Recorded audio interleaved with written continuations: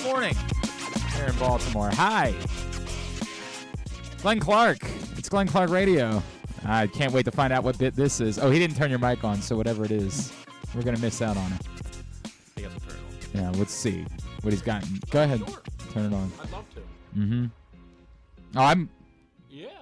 What time do I need to be at the stadium? Yeah. Yeah. Uh-huh. Love it.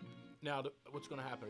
Am I just walking in? Or are you telling those guys I'm going to manage today? Ah, there we go. That's what he had. That's who's Dave? That's what he worked on. Rubenstein, I'm assuming. Oh, okay. So I'm just gonna, That's what I'm going to get. Yeah. Yeah. Why not?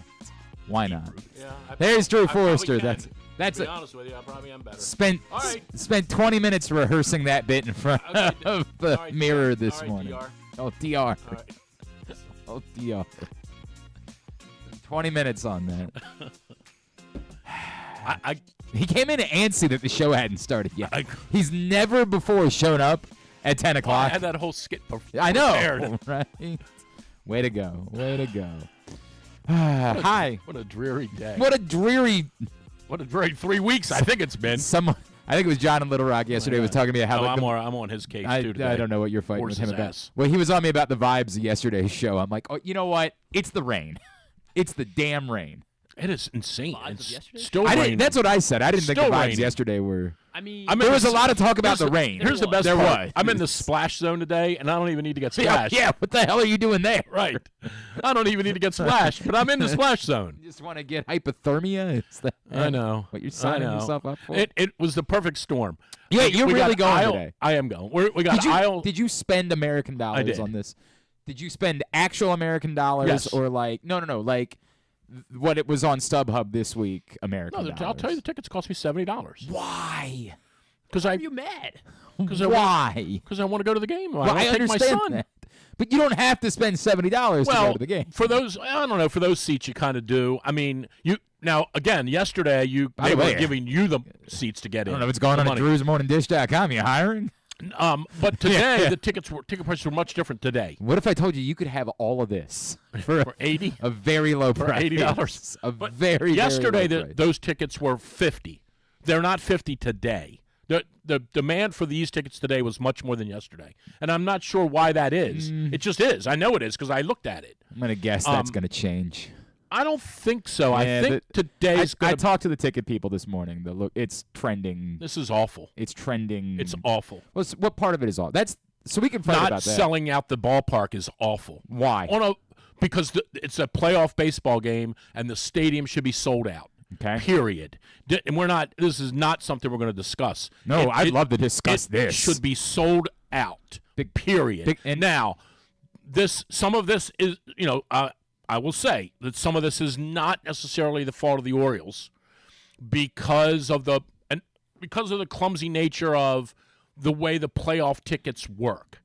It's not all their fault, but a lot of it is their fault. They rolled out this awful playoff thing and dismissing the pricing of the tickets because that's not necessarily something they're responsible for. They have no control over it. They're not responsible for that, but they are responsible for this the whole way by which they guaranteed their people tickets. And people, when they got that at the end of August, said, up yours. So they are responsible for it. Now, they've certainly been hurt by the weather. I don't think there's any question about that. These 6,000 seats that magically became available on Monday, if it were 87 today and sunny, would that impact it? Sure. There's no question they've been hurt by the weather. But this is not good.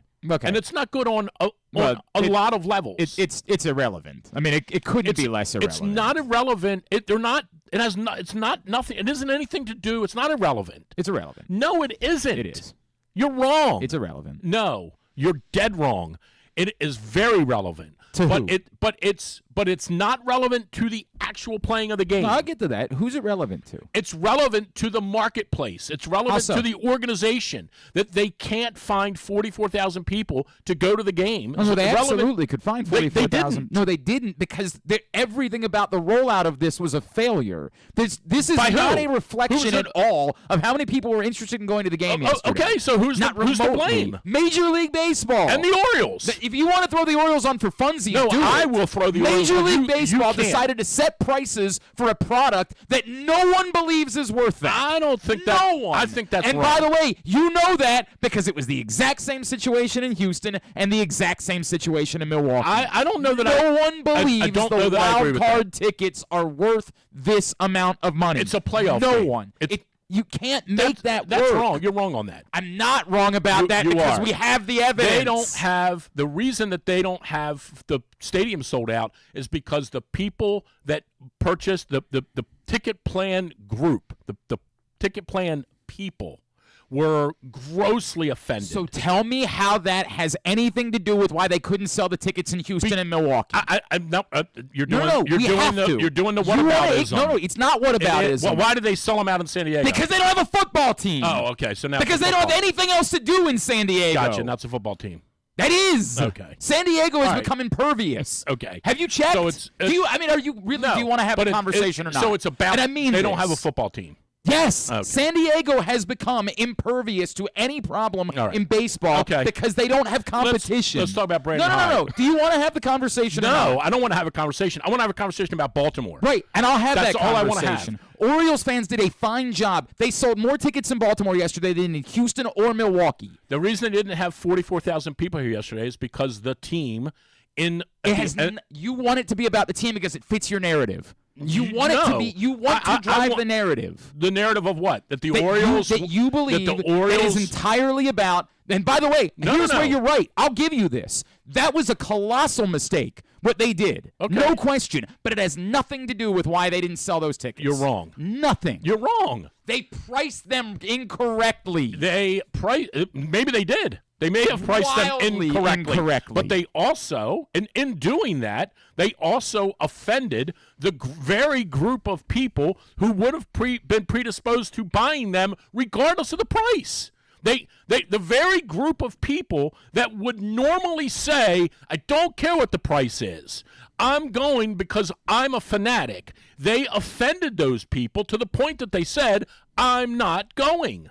For sure. But and I don't disagree that the prices are $227 to sit behind the center on the third baseline is terrible. No. The prices were wrong throughout the stadium. I don't There wasn't one ticket that was appropriately priced for yesterday's game. Not one. I don't disagree with that. There wasn't one. But the people that the very group of people who would have been the first ones to ignore the price are the ones who said, I'm not going, because of the way that they got it stuck up their ass with this insane decision by the team to change I know how much you want that to be the truth. It is the truth. It's not the truth. Okay. Because we have empirical evidence that it is not the problem. Then the 3,500 people that didn't show up are just people who would casually say, 4,500 people that didn't show up would just casually say, and I do think, by the way, the weather for that group of people we can have an entire conversation. More to do with that than people want to give it credit for, because people in general are soft. But that's neither here nor there. They're soft. They're soft because they don't want to go out in the rain. Correct. But that's neither here nor there. It's not April the 20th. It's October the 1st, and it's a playoff baseball game, and you go. But that's neither here nor there. I do give credit to the weather. I do blame the weather to some degree. But the 4,500 people that didn't go are 4,500 people who are fanatical about the team, more likely to go than 4,500 people who are casual fans. Yes or no? No. Oh, you're wrong. No. Then you're dead wrong. Playoff baseball brings out casual fans. That's what playoff baseball does. Now you're crazy. You got the wrong market. No. I don't know if you just haven't done this. The wrong market, the playoff baseball, those people are the people that showed up. The people that were there were the hardcores. No, they weren't. Yes. Okay. The casual people are the people that fill the stadium in the playoffs, which you know because you know that those people show up for every game.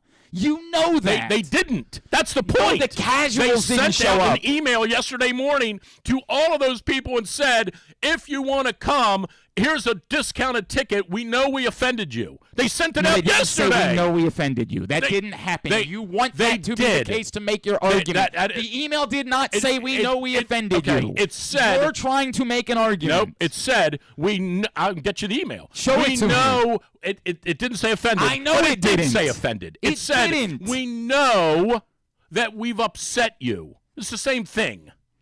So they wanted those people to come to the game yesterday, and those people said, I'm not coming. They wanted anybody to come to the game yesterday. Because they screwed it up. Because baseball set the prices wrong. I disagree with that.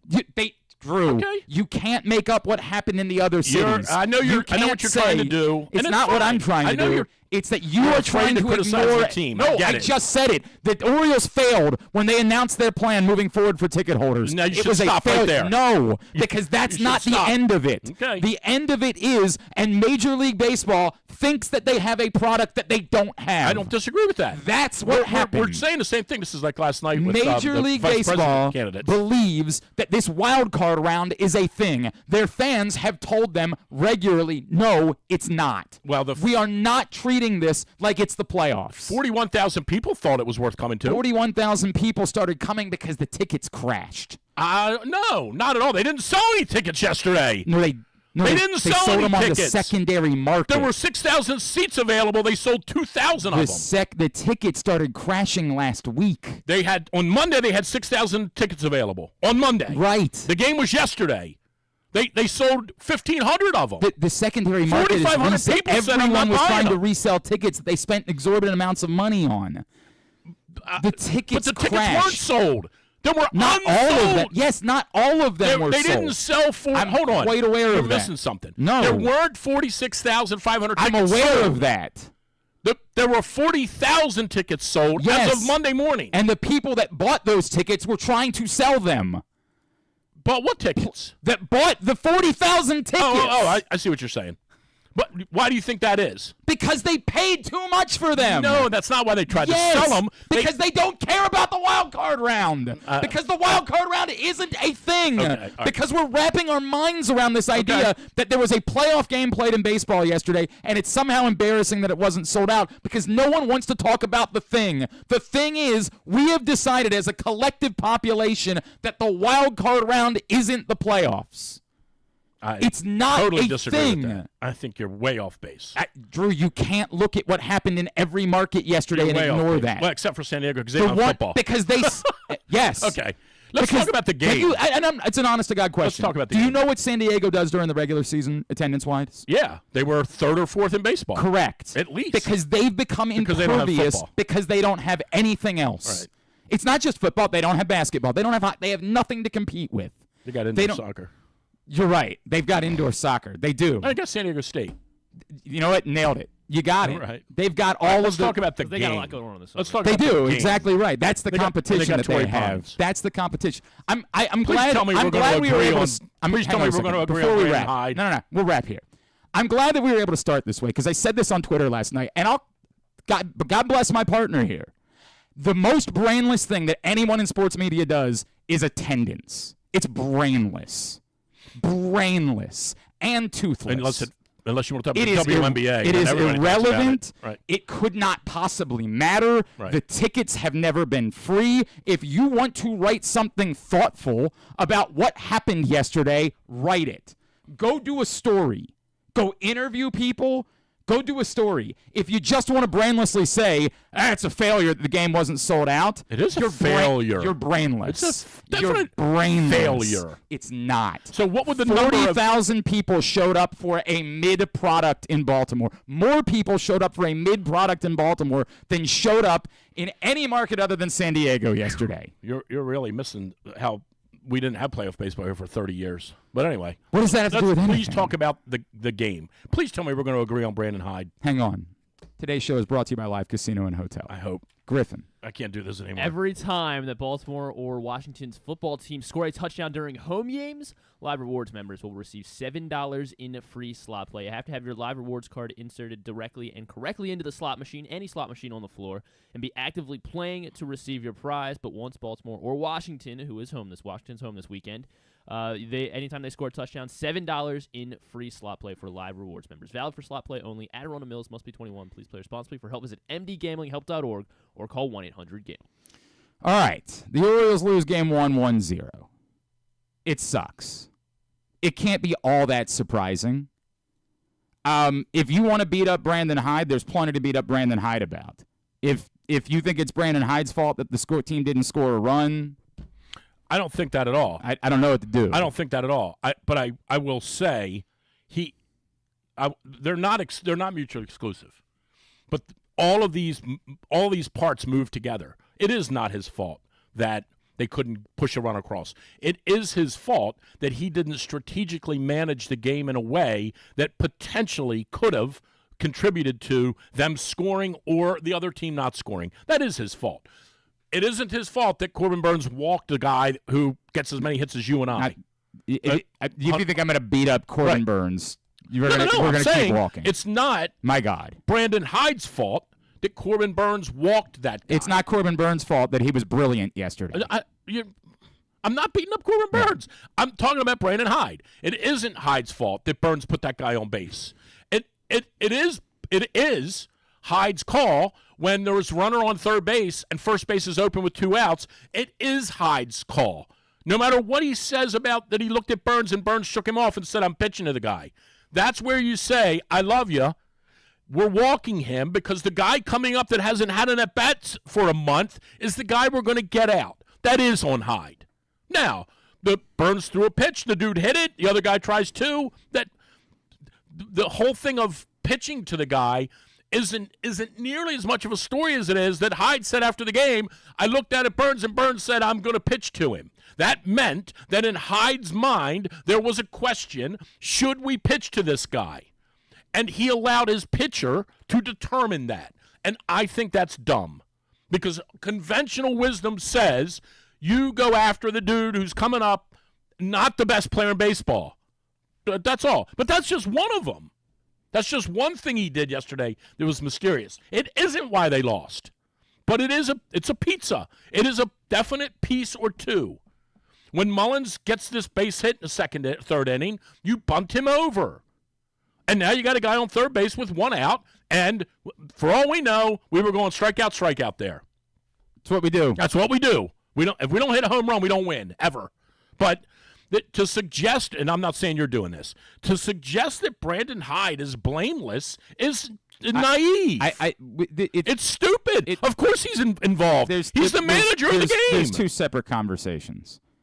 If this is what we do when the team loses, and I don't know why it's like this, and it's no different than football. The question about it. The story is always about the manager. Always. The story is always about the coach. I'm not saying this is the story. And that's my issue. I'm not saying my it's issue the story. is that if you can't get Bobby Witt out, if your ace can't get Bobby Witt out, and I mean this, you're not winning shit. Okay, stop. But no. If you think that's the story of yesterday's game, it isn't the story. If you think it's a top 5 story from yesterday's game, it sure it is. They scored 1 run. Correct. And they scored 1 run. And it that is somehow part of the beat story. them, which is why it's not a top 5 story from yesterday's game. It's totally different if this is, and I even wrote this today. I do see the flip side of it. Because if that's Dean Kramer or Albert Suarez, they never pitch to him. I do see that flip side of it. That it is your best pitcher, and he is saying to you, I got this. And I do see that. And if it were Kramer, he never would have pitched to Witt, and neither would Suarez. They never. They would have said, sorry, I love you. I know, hey, Dean, I know you want to go after him here. Yeah, we're not. We're walking him. And you're going to pitch to Pasquin Tinto, or whatever the hell that guy's name is. Yeah, he's pretty good, by the way. He wasn't yesterday. He hadn't had an at-bat in a month. It's but fine. Anyway, but neither here or there. I'm going to let him beat me before I'm going to let this dude beat me. So if it would have been Suarez or Kramer, they wouldn't have pitched to him. Burnes, I get it. He says, I want to pitch to him. But you're the manager. This is why you're in this position. You occasionally have to say to Lamar, I know it's 4th and 3, and I know you think you're going to get a first down here, but I'm not going to let you do it. We're going to punt. And they should have punted yesterday. And that's just one of the things he did. And it does come down to this. In the end, it comes down to these decisions. It also comes down to Jordan Westbrook struck out when he could have. I'm sorry. Jordan Westbrook hit a fly ball to left field in an arena where 28 out of 30 times the Orioles would have been ahead 2-1. I get that too. That said, they're the ones who moved the ball. So it's on them. But the manager does play a role in this. He did play a role in the 9th inning when he let Ryan O'Hearn stay on first base and didn't have somebody pinch run for him. Maybe the argument is I don't have a fast guy because I let the Pache dude leave and Mateo got hurt. Maybe that's the thing. But you throw Holiday out there and you try to steal a base. I don't know. Maybe when Mullins got the double and so you want to beat up on Mullins? Mullins probably should have been at third base there, but he stood there and watched the ball because he thought he hit a home run. Instead of running, you want to beat up Mullins? Go ahead. You want to beat up Urias for getting a bad read on that ball that Mullins hit? Maybe you should blame. Maybe you should give the center fielder a little credit. Yeah, it wasn't a bad read. It wasn't a bad read. No, it wasn't a bad read because the center fielder decoyed him. But there's an argument that he would have been at home. There's an argument. For sure. Absolutely. The argument would require you to say we're going to be reckless. But these are all the things that happen in a game that you look back on and say, boy, shoulda, coulda, woulda. If Mullins doesn't stand there and admire the ball, he's at third base instead of at second base. And that changes the whole thing. By the way, but it didn't happen. That's also not – we say these things brainlessly. There's two separate thoughts there. Should Cedric Mullins been hustling out of the box? Absolutely. The idea that means he's definitely on third base is just something we're doing in our head. It's just what we want it to be because we're mad. The two things don't equate. They don't. I know you don't like criticizing people. You don't. But I want to criticize legitimately. Cedric Mullins should be hustling out of the box yesterday. I said it. Don't stop the bullshit. I said it. He should have been hustling out of the box yesterday. You're adding, and a lot of other people are, that he definitely would have been on third base. That's not true. He might have been able to make it to third base. Maybe. The more likely scenario, given where they were, is that they wouldn't have let him go to third base. He's the only fast guy they have on the team. I agree with that part. But anyway, the most likely scenario is they're putting up a stop signal there and saying, we're not going to get the first out of the inning at third base because you never do that in baseball. So then you bunt him over, and we didn't. And now this goes to it's easy to say in hindsight that you play for one run. In hindsight it's easy to say play for one run. There was only one run scored. Here's what I would say today. I would guarantee you this. If the exact same scenario plays out today, he will bunt him over. Because he knows now. And he knew yesterday, but he had too much faux belief in, it's okay if it's 1-0 because Santander will hit a 3-run homer in the 8th. He should be managing for one run. It's playoff baseball. You should be managing for one run. And by the way, they could still be playing now and they wouldn't have got a run off of Burnes. So you should be playing for one run. They did get a run off of Burnes. Right, but it was a fluke. But they should be playing for one run. It's playoff baseball. And your offense is terrible. And you know that. But you have this faux belief that it's all going to work out. I like him as a manager. I don't think this it's a Harbaugh thing. By the way, let's step this back. I don't think it's a faux belief. I think the reality is it is a faux belief. I think the reality is it's the same reason why Heston Kjerstad's put up in the 9th inning, despite the fact that Heston Kjerstad's never done anything that would suggest he's the guy that you should put up in the 9th inning. But he could hit a home run there. All it is the acceptance of what this offense basically is either we're hitting a home run or nothing's 100%. happening. They're going to hit 3 today and win 7-4. I don't feel that way, but I hope you're right. I mean, I pray that you're right. And I like Hyde. I do. I don't really care about that.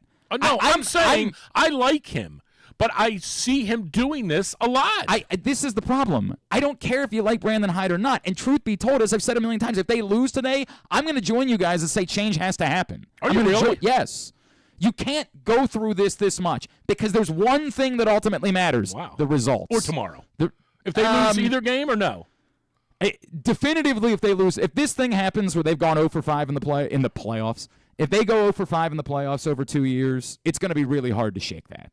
I don't know how I'll feel if they win today and tomorrow's a barn burner. Get back to me. But if they're 0 for 5 in the playoffs over 2 years, results will always be what matters. What about if they lose today 10-8?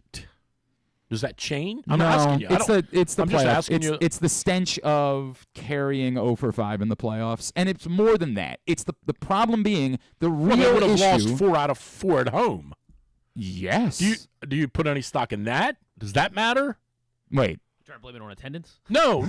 I'm saying they would have lost 4 out of 4 at home. Yeah, I mean does that matter? It ain't great. Like there's no doubt about that. It sure as hell ain't great. I should rephrase it. Would you feel differently if they would have lost the All of first them on 2 the, at Texas last year? year? I don't know. I'd have to think about that a little bit more. I don't know. The bigger problem that I have has nothing to do with these, because we can sit here and brainlessly do all of this, but at the end of the day, the problem is where the team is. The team, the players that are a part of this moving forward, the core that's supposed to win you a World Series. How many of those players are you confident in right now? Well, they won 91 games. No. How many of those players, go one by one, are you confident what's your are definition? high level, What's your are upper echelon major league players? The answer's one. No, I don't know about that. Tell me who the other one is. I think you're off there. Tell me who the second one is. Let me ask you this, because I'm trying to define this, because maybe you do have a point. I know I do. But I don't know about that. Be careful there, Tim Waltz. Yeah. Yeah, because the other guy killed it. The other guy, say what you will. Yeah. Did you have eyeliner on like that last night? That's a looking great like point. You did? That's a great point. Yeah. I should get his makeup guy. You're not wrong My about wife's that. like, is it me or does he have eyeliner on? I'm like, I he 100% I should look into the makeup And he guy. looks You're great, right. by the way. Yeah.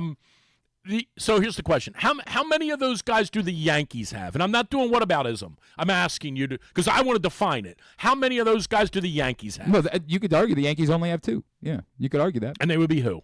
Judge and Soto? Yes, correct. Gotcha. You could argue that. Okay. So so the Orioles have And by the way, I don't feel great definition- about the Yankees either, for the record. But yeah, you could argue they only have 2. I think if we get by these guys, we can beat the Yankees. Honestly, I agree. I really do. I don't feel great about the Yankees. So your definition then is of your definition. So there's the argument, right? How many teams have 4 of those guys? And I think this is the problem. I don't think you have to have 4. Do you think Gunnar is the only one? The judgment that I'm... So you would replace Kowser? No, I'm not saying I would replace them. That's what you're not hearing. I'm saying that I'm judging the leadership of this organization by the fact that these guys are here and they're not progressing. That's what I'm judging them by. What's progressing mean? You don't think Westberg's better now than he was a year ago? I think you could argue Westberg, but I'm still, You don't think Kowser's better now than he was a year ago? No. What would you be basing that on? I mean, he's an everyday player Right. who had 25 home runs. This is a different... He had a hell of a month. He's going to be the Rookie of the Year. No, he's probably not going to be the Rookie of the Year. He should be. But anyway. Well, if he's the Rookie of the Year, it would only be because we decided there were terrible rookies this year. No, Santander's not part of the core. Santander's gone. Well, not if they keep him. If they sign him to big money, 100%. But he's not part. This young core that was the so reason. That's your definition. This group, under 25. Whatever you want to call it. Well, call it. You're the one that's arguing about it. The group of players that we have looked at and said. So you're talking about homegrown guys. Yeah, this is why. Not Eloy Jimenez. Believe it or not, he didn't sneak in. The group of guys that are the reason why we have had the belief the Orioles can win a World Series. Let's do Kowser, it. Kerstad, Holiday, all of them. Okay. All of that group. Put all of them in there. Now you're talking about a totally different environment than what you just talked about in New York, because the 2 guys you're talking about... They have a different situation in New York. Well, but in New York, they haven't thrown everything in the basket. In New York, what they're going to do is they're going to go out and spend another $200 million to get the next guy. Who are you mad at? Everyone involved. Which is who? Everyone, starting with Mike Elias down.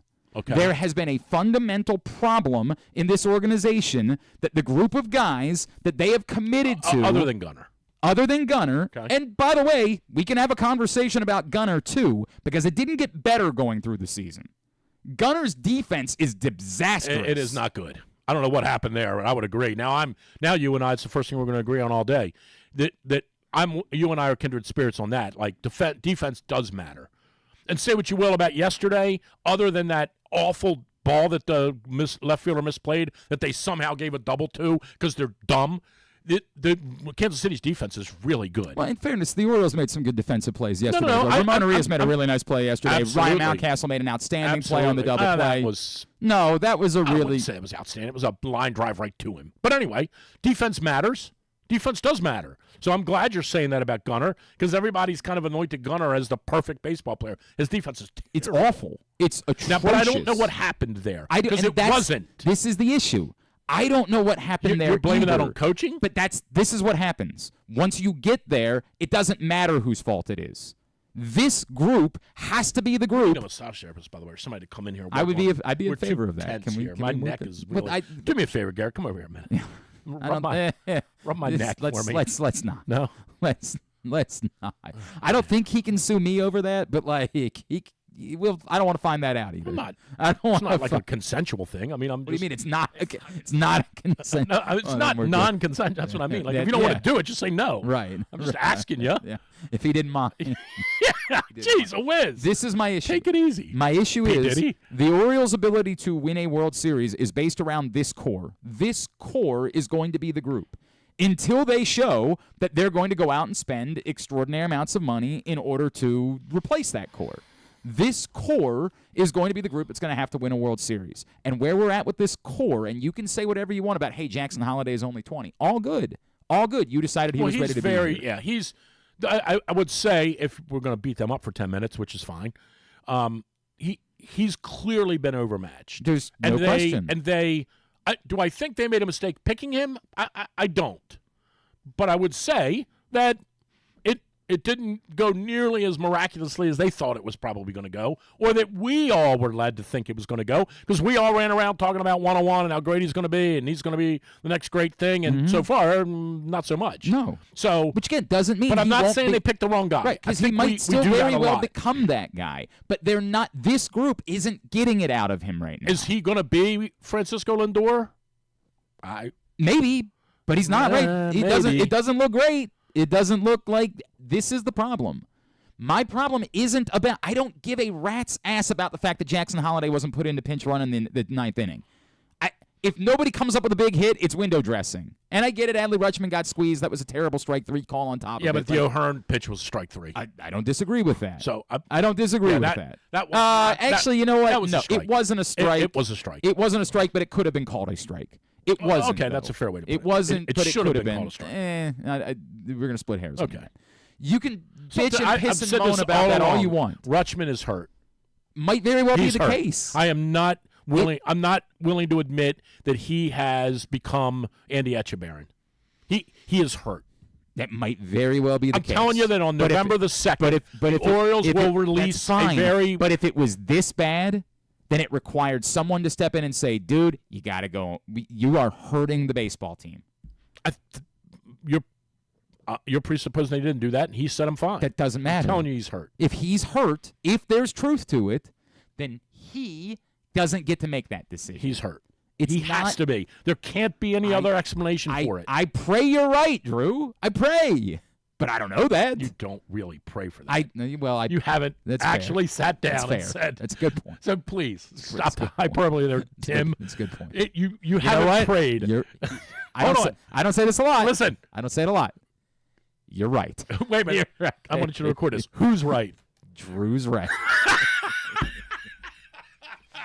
It only took us 34 minutes. We got there.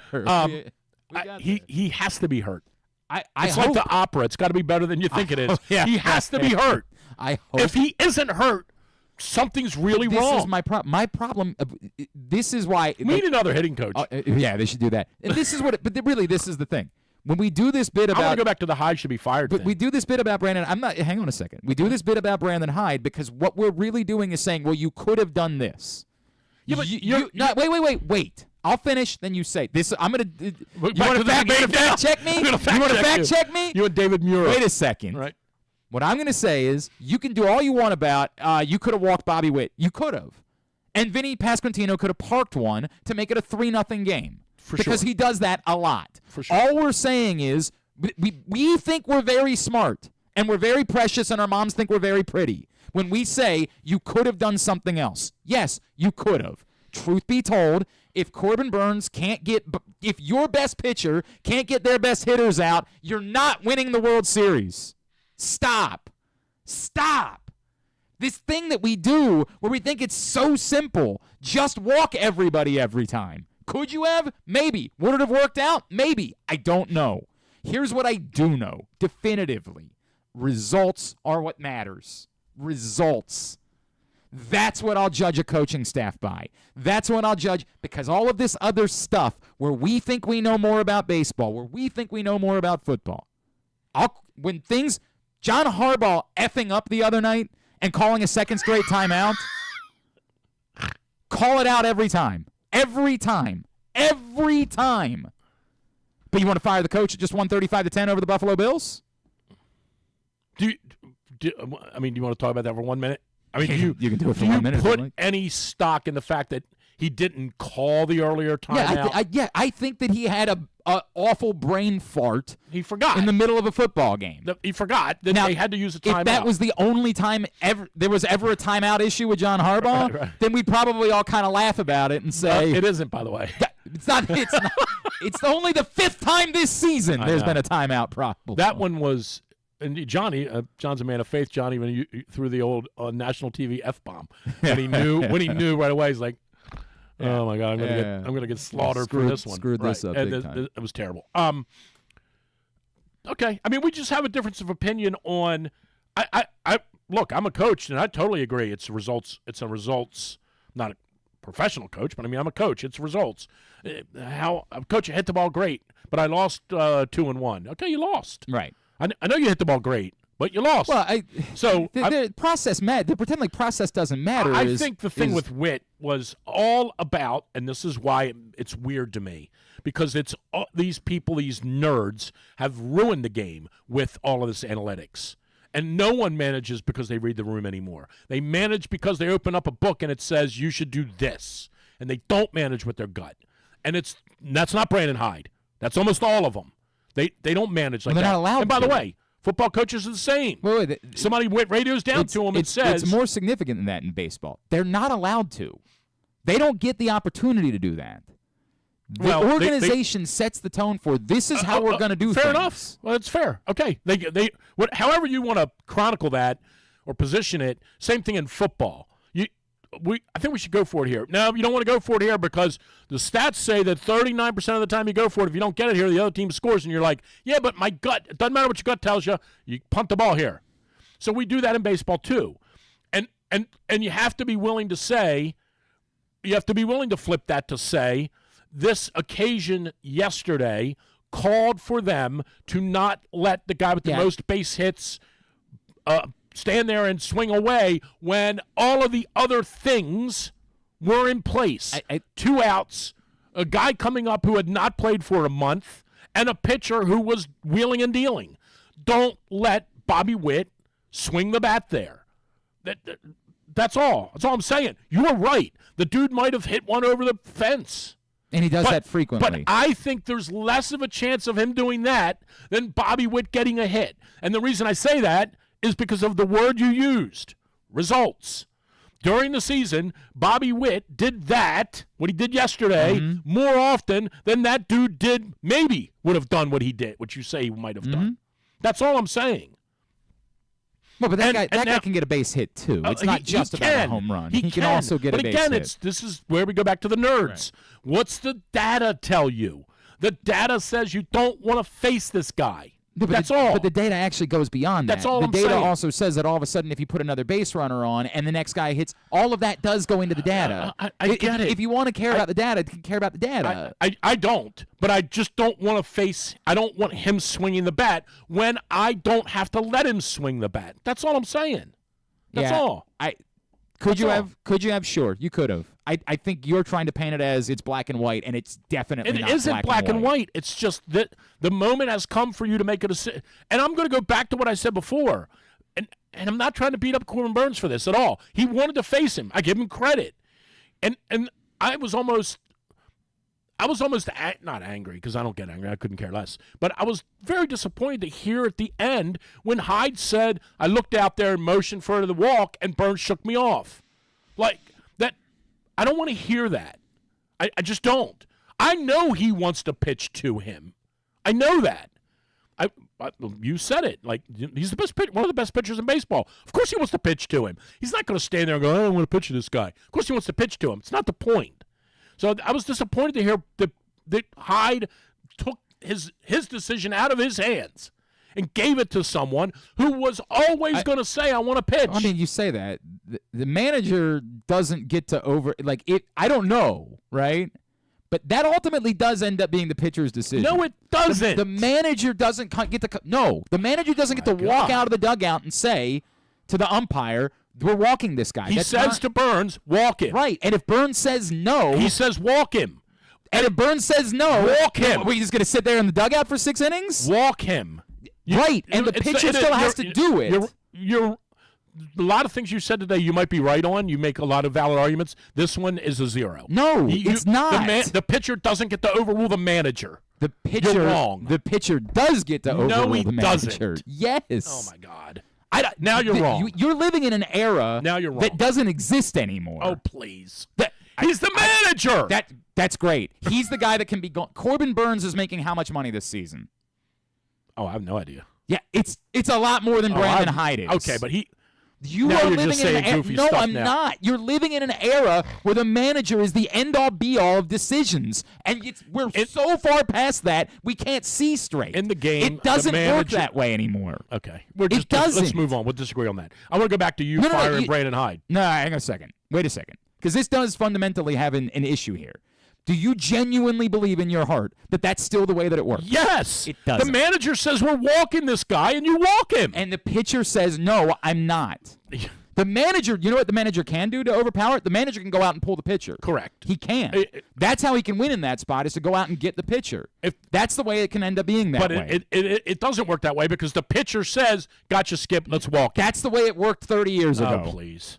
You want it have a to be manager that then. way. But by the way, Come on. we're trending in that direction. You shouldn't have a manager. We're 1,000% trending in the direction of the manager is irrelevant. We are I don't know how to say this to more people. We are trending in the direction of the manager of a baseball team is completely irrelevant. Man, you've lost it. No. You've completely. You are not in tune with baseball. What are you on? Warm Pepsi? What's wrong with you? Have you watched baseball? Yes. Do you not get this?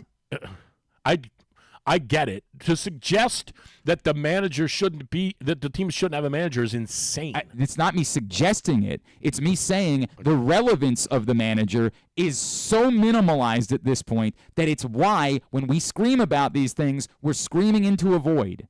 The decisions are made. You are losing it. I'm not losing it, to Drew. you? You're not used to paying be attention sensible. to baseball. Let's talk about firing him. Wait. Let's go back. Because you don't want to have this conversation. I don't want to have it because I'm not changing my mind and you're not changing your mind. If you think the manager's irrelevant, we're not.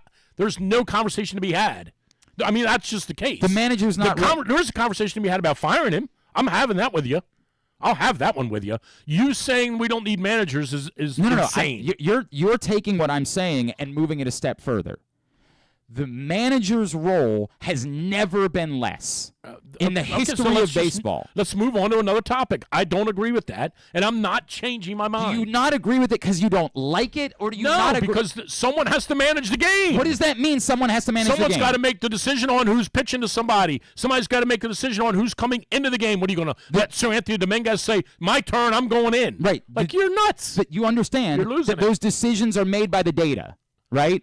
The manager is the one that walks out and says it, but those decisions are made by data. I'm asking if you know that. I would say that data plays a role in that. They're made by that. No, I don't agree with that either.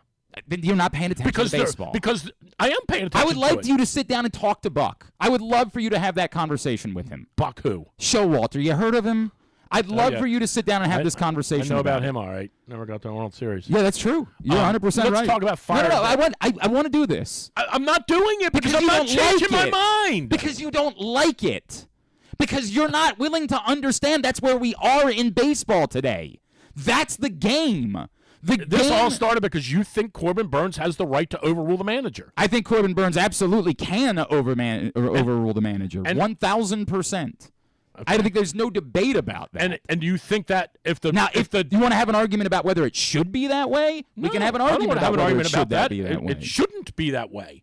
If the manager, and this goes back to what you just said, if the data says don't pitch to him, but Corbin Burnes wants to pitch to him, is it okay for Corbin Burnes to overrule? The question is, how demonstrative does the manager want to be in that moment? Well, the manager's trying to win a playoff baseball game so he doesn't get fired. Do you believe that Brandon Hyde should have stopped the game, came out of the dugout, gone to Corbin Burnes and said, "You're walking this guy, you're out of the game"?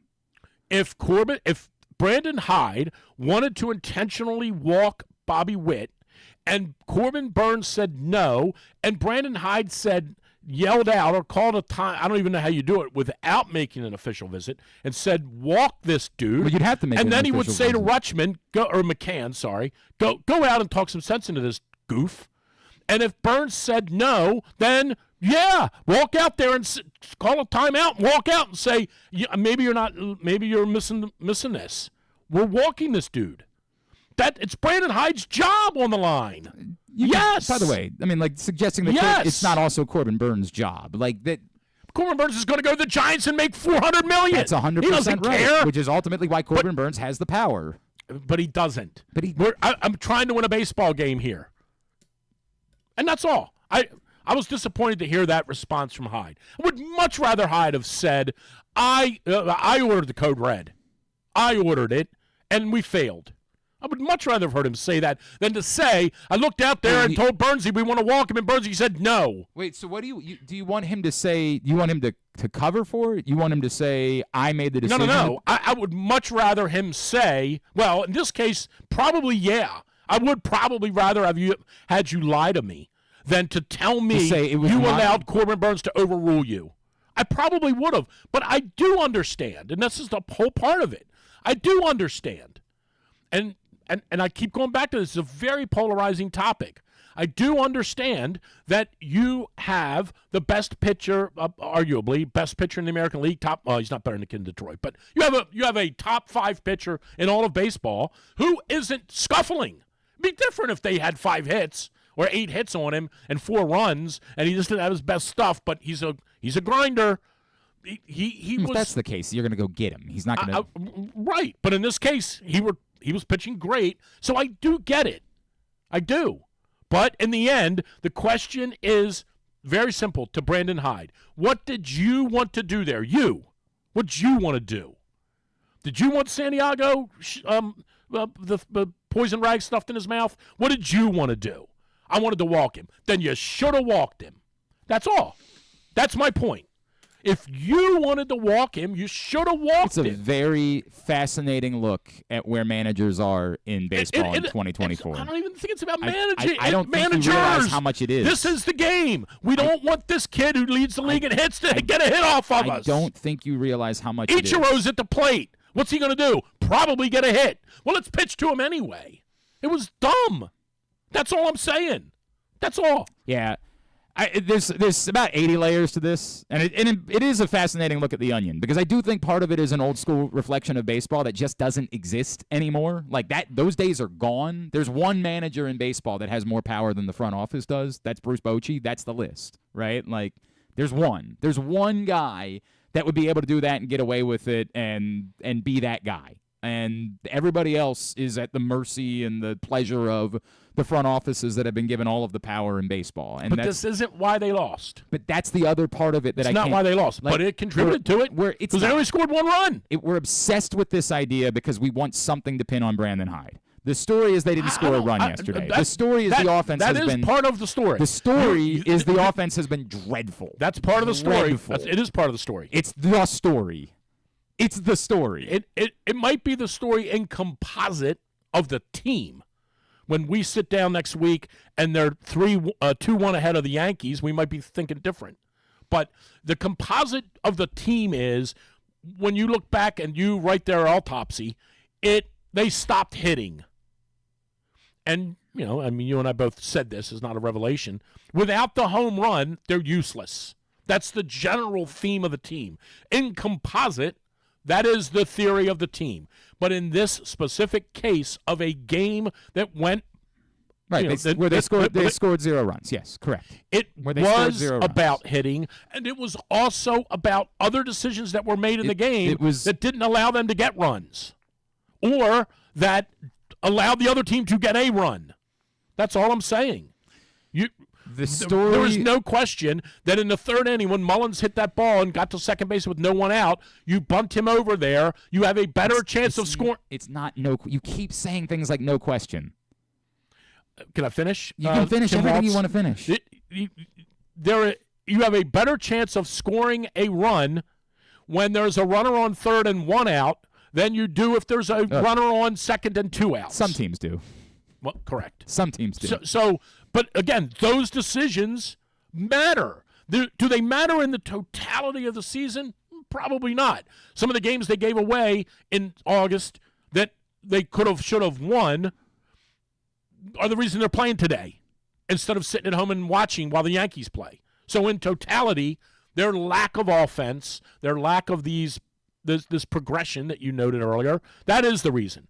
But in yesterday's game, these pieces of the pizza all fit together. That's all I'm saying. Yesterday's game was about right. Yesterday's game was. Oh, that's always was going to be the way we lose. As soon as they scored the first run, you're like, this is what we're going to lose like this, right? There's nothing about yesterday that surprises me, not remotely. The Orioles are terrible against lefties. They're awful. Now, the ironic part being that Cole Reagans has reverse splits. And which is also weird. You could also argue, but they did. They left Colton Cowser in the lineup. They left Cedric Mullins in the lineup, and that worked out. You want to argue that Ryan O'Hearn should have been in the lineup yesterday? We could have that conversation. Who's he in the lineup over? James McCann let Adley Rutschman catch yesterday? We could talk about that. We could have that. And then who's the DH? It would be O'Hearn.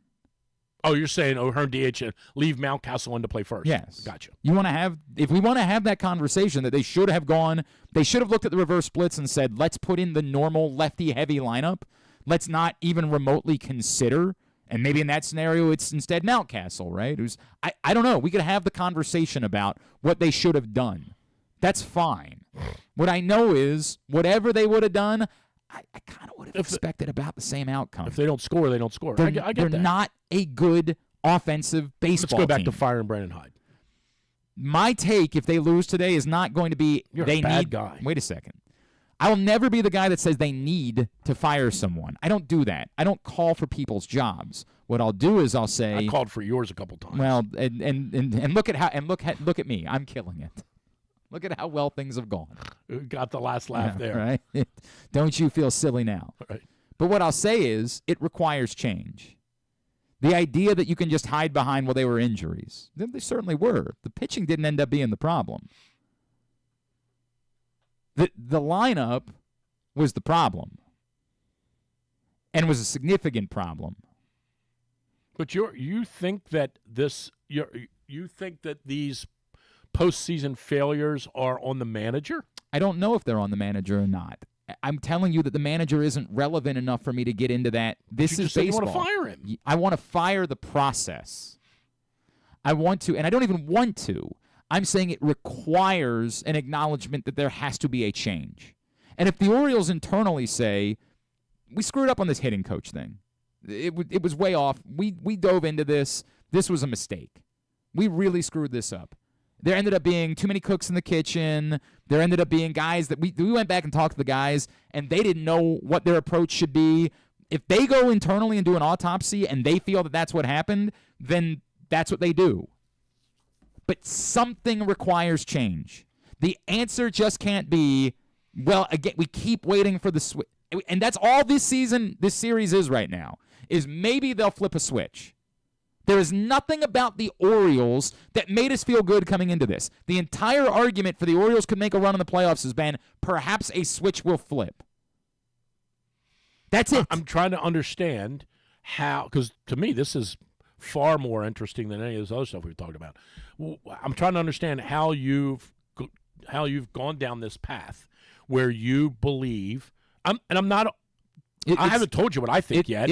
I'm trying to find out what you think. I think you're trying to make it cause and effect. No, I'm not. I'm not blaming Brandon Hyde for where they are. What I'm saying is once you're where you are, it requires change of some sort. Results dictate change. Not decisions, results. But we just talked about the fact that they pitched to a guy they shouldn't have pitched to, and you poo-pooed that. Right. That's the manager. Right. Like because you're making the argument that the manager failed. I'm saying the totality of the results. Okay. Not one individual result. The totality of the results. Of it is they won 91 games and lost 73. Correct. That's the totality. 100% true. That's fireable? They took a step back. They've gone 2 postseasons without winning a playoff game, and the players that matter.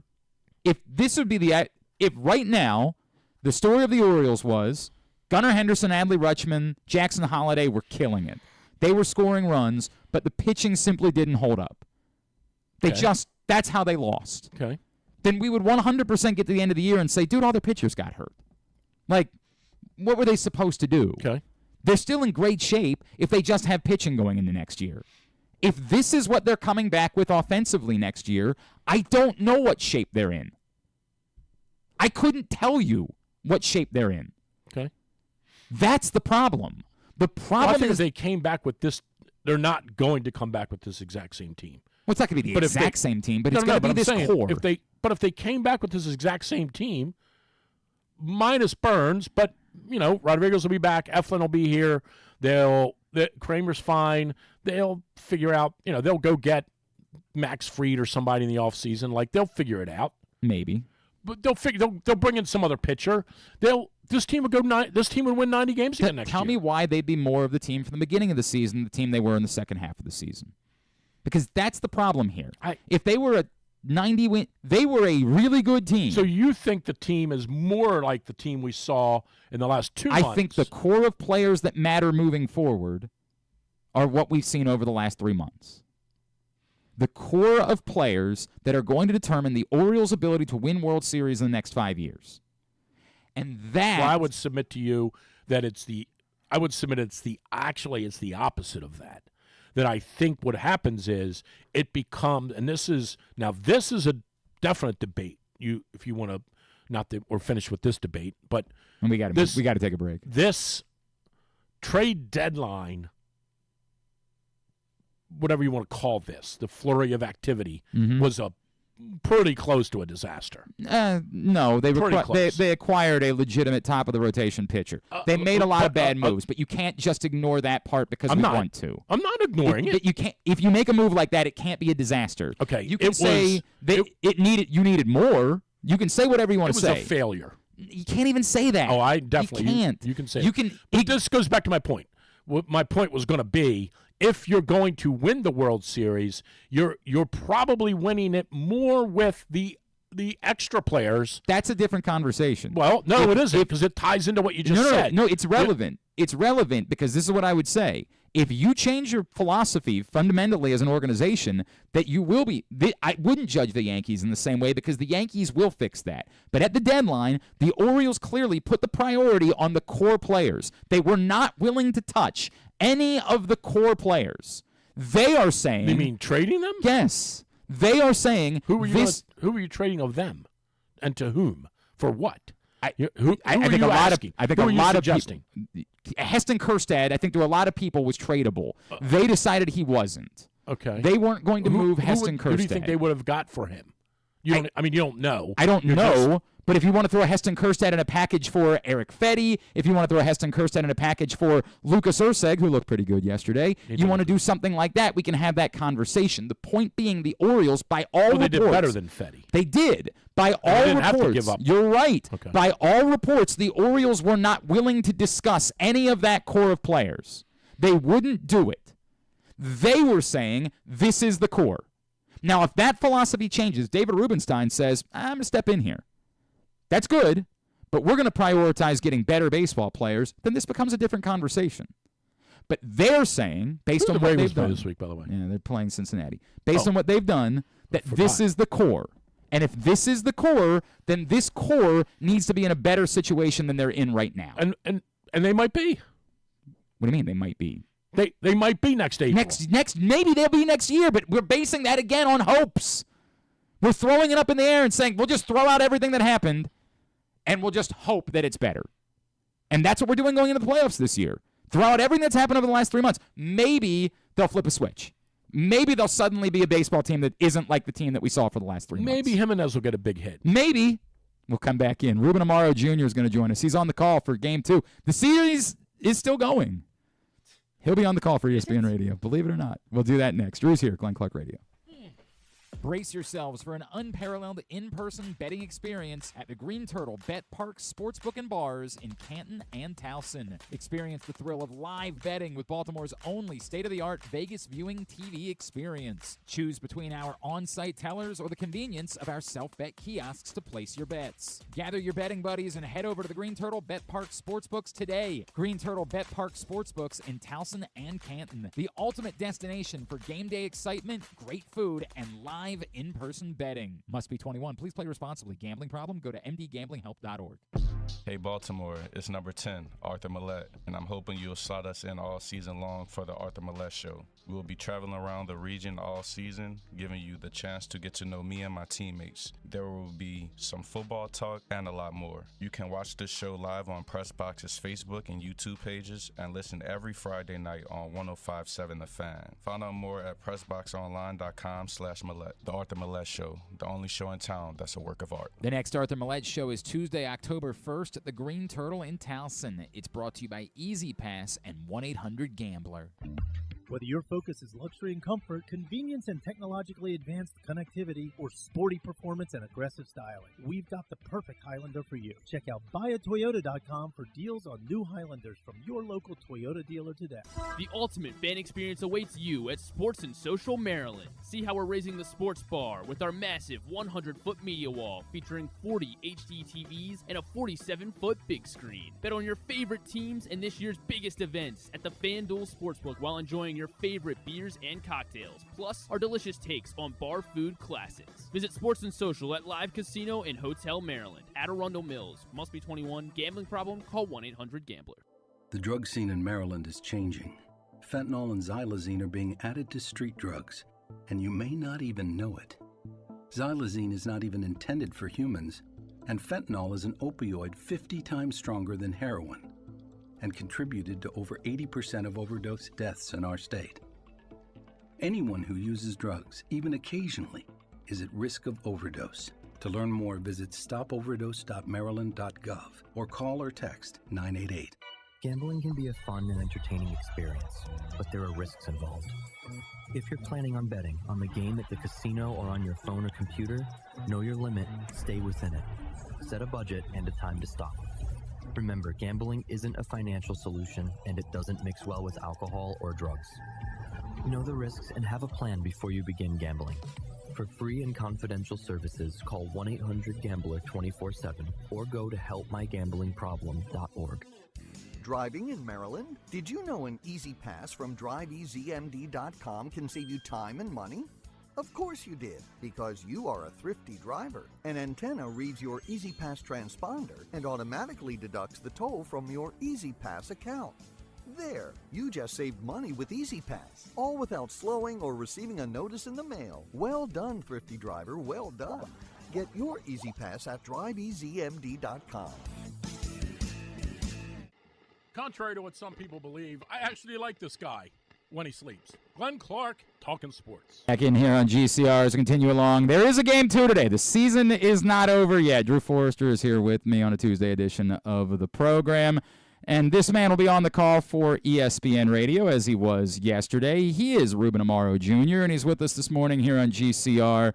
Rubén, it's Glenn and Drew here in Baltimore. Hope you've managed to stay dry as you've made the trip down. Thank you for taking the time for us this morning. Glenn and Drew, nice to hear from you guys, and hopefully the O's can bounce back today. From your lips to God's ears, my friend. Rubén, there's a lot of frustration in Baltimore, but the season isn't over, right? Not from me. Yeah, you're fired up. I'm the most frustrated guy in the city. Yeah.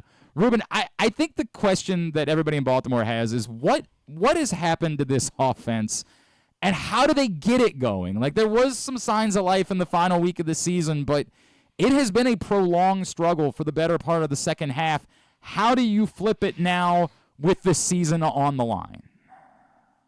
Well, I think it may be a situation where, desperate measures, call for desperate times call for desperate measures. You may have to have, just to switch up the lineup a little bit. I know that Brandon Hyde's been trying to find the right formula. Maybe it's Cedric Mullins jumps to the top of the lineup and maybe move Henderson to the 3-hole or something like that. It's just, things happen sometimes, and you see that, sort of seen that a little bit with Philadelphia as well. They had a great first half, a lot of similarities here.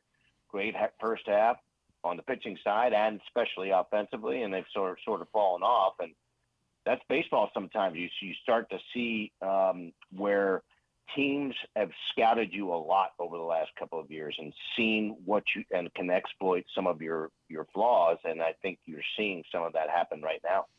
It's funny because we were talking about this yesterday.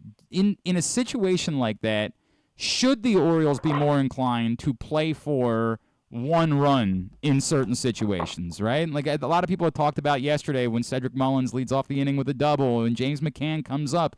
Given your offensive struggles, should you be more inclined to say, hey, let's just bunt it over, let's do everything we can to just somehow scratch out a run in this spot? So this is the difficulty with baseball in today's age, okay? You've gone through an entire season not doing some of those things or expecting a player to be able to do that. So I haven't seen the Baltimore Orioles enough to know whether a guy like James McCann, if he has the ability to bunt a guy over, or he's even done it all year long, whether or not he has tried to move a base runner over. Certain guys have been called upon to do that kind of stuff, and certain guys haven't. And that's where playing playoff baseball, it becomes difficult for a manager when you're asking a player to do something that he's just not accustomed to doing. And when you start doing that in these types of situations, the percentage of failure becomes very, very high because you haven't done it all season long. The hitting is difficult. It's a very, very difficult thing. And then situational hitting becomes really important in postseason play. And during the course of the season, unless you've been doing it all year long, like some of the teams have, Milwaukee, Kansas City, they sort of had to do it to create runs. If you haven't been doing it all year long, then you just can't expect guys to be doing that during the course of a, super tight situation like being in the postseason. Boy, it's a tough spot to be in if you're a team. It's funny because I saw last night when Fernando Tatis hit the home run. Or who was it? Who hit the home run? At the beginning, I thought. And it was like that was the first home run of the playoffs, and I was like, wow, really? But then you realize like you're sending out the best pitchers. Like it's that I think that's the tough part for the Orioles. They've hit so many home runs. They've been predicated on hitting home runs, but it's gonna be more difficult to hit home runs in the playoffs. There's no question about it. You're facing the best pitching in baseball typically. All the teams that are in it are, they're going to be, there's no way they're in these playoffs without solid pitching. And in particular, I mean, you're talking about, the Kansas City Royals maybe have one of the top 3 starting pitchers in baseball. If you start lining them up, I think Philadelphia's got a real good trio. I think there's other teams who have excellent trios. But the reality of it is you're going to start facing pitchers that aren't giving up a whole lot of runs, and you better be able to scratch them out somehow, some way. And that's exactly what Kansas City did, and unfortunately, the O's could not combat. I guess one of the interesting things too. I mean, and before I even get into this point, the Royals are really an interesting team in that they kind of scuffled at the end of the year, and I mean, they went all the way down to the last week of the season before they even snatched a spot in the playoffs. I don't think they're exactly like the Rangers of a year ago. I think the Tigers might fit that profile more. But this is a Kansas City team. I hope it doesn't happen today. But this is a Kansas City team that if they won today, now they're starting to feel their oats a little bit. And I would assume if things for the Orioles anyway, you don't want to fall behind today and have them really start to feel their oats. They're up 3-0 in the third or fourth inning. I'm starting to get nervous. They look more dangerous than I kind of thought they might be. Well, they play the game right. I mean, it's one of those ball clubs. You got to give Mac Petraro a whole lot of love because he sort of set this tone last year at the end of the year. He basically said, listen, we got to play better baseball and we have to do things right. They don't have a whole lot of thunder in their lineup. Pasquantino coming back was big, but you don't ever know what you're going to get out of him. And when you look up and down the lineup, and it's not that daunting a lineup, but they scratch out runs, they run the bases well, they play the game right. My feeling has always been this: when you get right down to the postseason, you have to play good, clean baseball. You have to run the bases well, you have to catch the baseball, and you have to pitch it. And if you get lucky every once in a while, somebody will pick you up with a base hit. It's exactly what happened with Michael Garcia. He picks up a base hit, he steals a base, he scores a run. Those are the things that you sort of have to have happen, because you can't necessarily rely on the home run. And if you do, then it becomes, really, really difficult if that's the only way you're scoring runs. He is Rubén Amaro Jr. He's on the broadcast for ESPN Radio today and if there's a Game 3 tomorrow, we'll be on it as well for Orioles-Royals. Rubén, I ask it this way, right?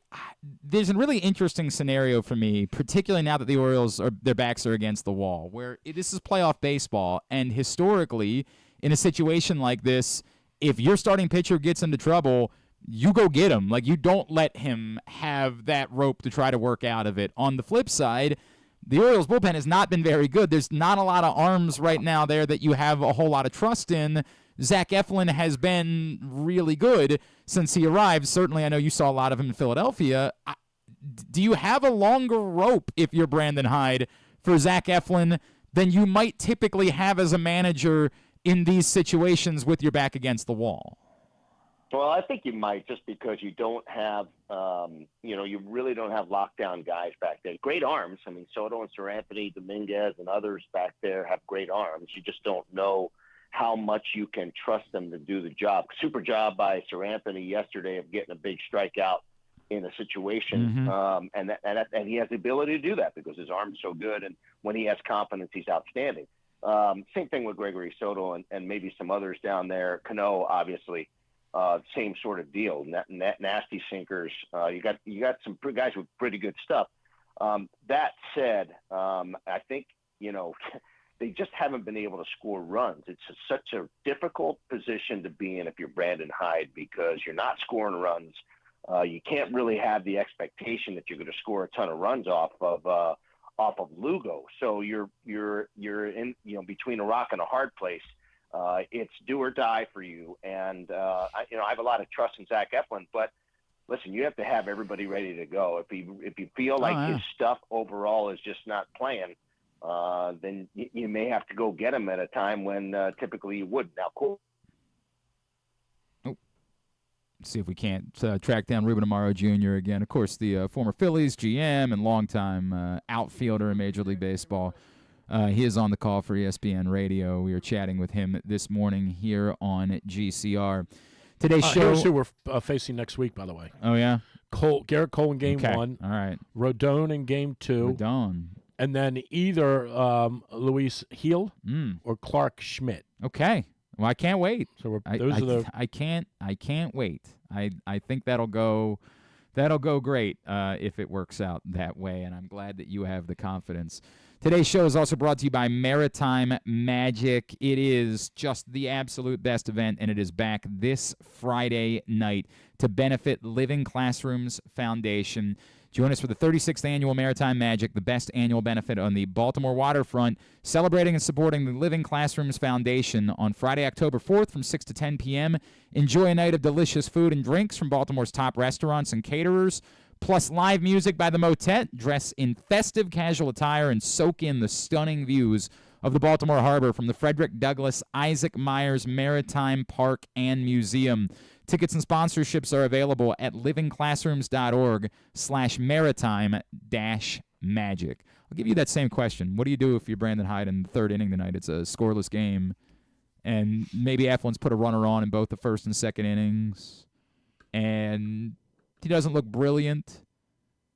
You get into some trouble, first and third, one out. You going and getting them, or are you letting them try to work out of it? Well, I mean, the problem is, I would say the answer to that is, the problem is Suarez isn't available. Right. Who you bringing in that spot that you're confident can A, get you out of that with minimal damage, and B, can now get you through and presumably 4, 5, in that 6, spot you're turning 4. to a strikeout. You're either turning to Soto or Dominguez, and that who knows how that might go, but you're turning to a guy that or depending on who's up, you might turn to one of the lefties. So you might go to Coulomb. I'm in that probably spot. not going out to get him there. I may go out and say, hey, I need you here, boss. I don't have a lot of options. Yep. I need you. I'm not going to get him there. I think that's too early. And I think if it's the fourth, didn't we do this a year ago? Didn't we do this in the playoffs a year ago? No, it's what people do in the playoffs now. But didn't we do it? I'm saying in the fourth inning last year. Didn't we go get game 2? I want to say, yeah. Didn't we go get somebody early? And then it ended up just being a boatload of runs that were scored. I don't Nobody even remember who it was. Was it Cole Irvin? I don't remember who it was. I'll try to pull it up. I don't remember either, but I think you're right about that. But I would say it, and I don't know what Ruben was saying, but I would say it's the third inning feels a little too quick for me, particularly if it's Eflin. It might be different if it were Suarez. I don't know. I just think it's a little too early. But and some of that is also like I'm really, and this is another thing to go back. It's not worth arguing about. We've argued about it. Everything else today. The pitching of Suarez on Sunday. Oh, you think I can't argue more? You think I don't have more arguing in me? The pitching of Suarez on Sunday was really bizarre. I don't disagree with that whatsoever. That was really weird. Now, somebody's got to pitch, and you're not allowed to have 40-man roster. Let's go back to Rubén Amaro Jr., who's back with us this morning here on GCR. Ruben, I present this question knowing that we might feel dramatically different about it in a week, right? The Orioles could be beating the Yankees and on the way to the ALCS at that point. But it's been a tough couple of months, particularly for Adley Rutschman. The Jackson Holiday thing hasn't launched the way that we expected it to. This core group that we've identified and the Orioles have sort of anointed as like this is the group that we're going to go compete to win World Series with. Do you have any concern that maybe that group, while still look good and certainly a group that a lot of teams would want, might not be as infallible as perhaps we had hoped it might be in Baltimore? Baseball's a strange game, man. I mean, you just don't know, how things never really go in a straight line. I mean, you have some tremendously talented young players there, and then there are organizations and teams that would love to have these players in their organization. And I'm sure that they're feeling like these would be excellent, foundational pieces. And so I think you just have to be patient and stay with it because it doesn't happen overnight. I mean, in a situation where the Baltimore Orioles had such a tremendous season last year, now the expectations become greater and greater. And when the expectations become great, then that's another little bullseye. And it's another, sort of a mogul that the guys have to jump over. And it's not an easy thing to do. So I think you got to be patient. This is a talented group, man. They just have to be able to come together. And I mean, I remember watching the Boston Red Sox go to the playoffs a couple of times in a row with Mookie Betts and Benintendi and Jackie Bradley and Bogarts and struggle in the playoffs. And then they finally broke through and became world champions. And I think sometimes it just takes. It's interesting. Can I ask this broadly? And I'm not trying to suggest. I'm not asking you a leading question or hoping that you're going to say I think they should move on from him or anything like that. I just wondered if you could broadly describe what do you think of the job that Brandon Hyde has done with this group from a broad perspective? I just think he's been fantastic. Honestly, I think he and Freddie Gonzalez and others who are at the helm, I think they've done a great job. I think they understand what it takes. I think they understand what it takes to be champions. I think they've been there and done it. They've had had that kind of pedigree, and I truly believe in my heart of hearts that that these are quality people who know what they're doing. I have a lot of trust in Brandon Hyde. I believe that when when you're managing young players and you're trying to create a culture of winning, especially in the AL East, man, God, it's a beast. I've been there, I've done it as a coach, and I've witnessed it myself. Yeah. When you play well and do well there, there's a lot to be said for that. It is a true grind, and the fact that they bounced back and went back to the playoff again after the second year, after having that target on your back, I think that's a real plus after all of the injuries that they had. I mean, think about it. They lost their entire rotation except Corbin Burnes. I mean, when you go back to the dance and you lose your entire rotation, I mean, that's saying something. You got to give the guys love for that. Ruben, I agree. I think that's the weird part for us is that like some of the feelings that we've been had, if it was the pitching that was the Orioles' issue, we'd be like, yeah, that makes sense. I think it's just so strange that it became the offense, right? That like is the part that we're concerned about and the reason why, the season's on the line today. Yeah, I mean, obviously the offense is not coming around, but it all works together. I mean, listen, there's a whole kind of karma situation that's created. When you have great pitching, you feel a lot more relaxed. You swing the bat better. There's always so many domino effects. So one thing does actually affect the other, and yeah, these guys may be feeling a little bit. They may be trying to do too much. They've been trying to be something they're not, and maybe that's affecting the way, maybe that's affecting the way they're going about their business. I pray today is the day that it all changes. I hope that is the case. Well, let's ask him the other real question. How do we match up with the Yankees? We'll see about that. Hopefully it happens. No doubt. At RA Jr. _20 is how you follow him. And again, you'll hear him on ESPN Radio today. And we are hoping tomorrow as well. Hope that you can hold that hotel reservation here in town. Ruben, appreciate you. Thank you so much for taking the time for us this morning. We really enjoyed the conversation. You got it, guys. Be well. Rubén Amaro Jr., former Dude, I got so Phillies much heat GM. from this Twitter thing where I said Glenn wants to fire Brandon Hyde. Who Oh, agrees with him? I got so much heat. It's weird because I don't think I said it. Including some responses from the Orioles themselves. Oh, that's weird. That's weird. I don't think that's how I said it. I feel like what I said was. Well, listen, this is the most interesting question that moving forward that you can have if they don't if it goes sideways if they today. lose today. 100%. Now, you also said something earlier which was interesting, and I'm argued out. You do think it's different if they win today but lose tomorrow.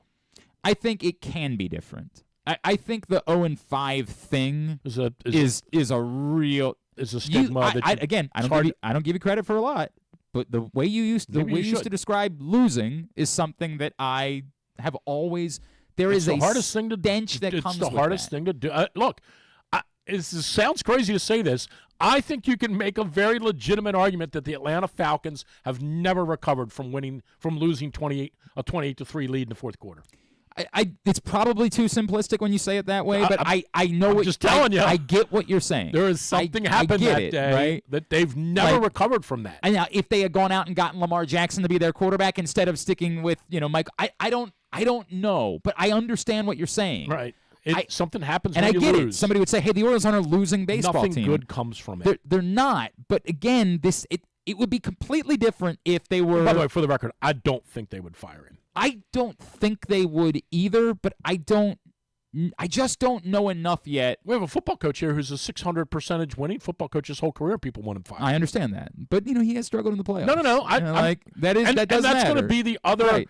His contract ends next year. 100%. If it matters that they do something in the playoffs this year. I think it's very likely if they don't get to the Super Bowl this year, I think it's very likely John will be gone. I hear you. I would again need to know a little bit more about the circumstances and all that. The only circumstance that I would even would be Lamar getting hurt. No. The only circumstance I would even connect to it is that John's contract's up next year. Oh, okay. And Steve will just give him $15 million to go away. And they're never giving John $15 million to go away, by the way. John's never going away. Well, unless John wants to go away. That's what I'm saying. John will go work upstairs somewhere. It's also possible that John Harbaugh would say, John will be involved in game management. Right.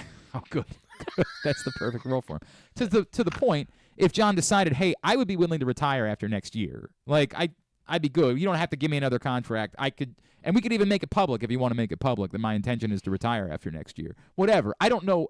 There would be a lot of circumstances that need to play out. But to the point, I do think the playoffs matter this year. I think that for who? For John. No, I 100% agree. I do think they matter this year. year. If they flatline in the first game against the Jets, he's done. I think Lamar getting hurt for 2 years made it very difficult to justify making last year's AFC Championship game the end-all be-all for John Harbaugh. It's easy for us to all do the bit. Well, we all do this. Soon anything goes wrong, it's his fault. Right. Justin Tucker missed a kick. Right. Freaking Harbaugh, man. It's Harbaugh, right. I understand. I understand everything you're saying. What I'm saying is, in this unique situation, the idea of hanging 0-5 in the playoffs over this franchise combined, because if it was not, again, if it was the pitching that was the problem after all the injuries, then I would say, dude, they all got hurt. My issue, the thing I can't break from, is this core group of players and how they have not moved into the area where they are dominant. There's one that's really good, but as I said, even that comes with a bit of an asterisk. That's the part to me that I can't. Well, I would also say look at, and I don't know this, so when I say look at it, I'm being serious because I do know Santander's because I have looked at it.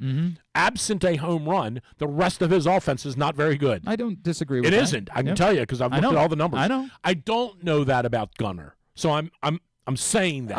I don't know that. Yeah. But I know as it relates to Santander, absent a home run, correct. his offense is not very good. Correct. So, but you also need guys that hit home runs. Like it is a complicated. They count. Yeah, it's a complicated conversation. Of course they count. Like you do have to have those guys in your lineup. They 100%. It's there's so many layers to this. But the combination of 0-5 in the playoffs plus this core being on shaky ground would lead me to a place not where I demand it, where I would say I could understand that, and I think some sort of change is necessary, whatever that is.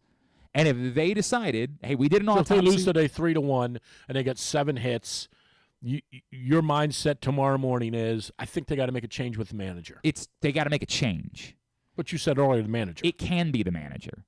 I'd be fine with it being the manager if they decided that this started there.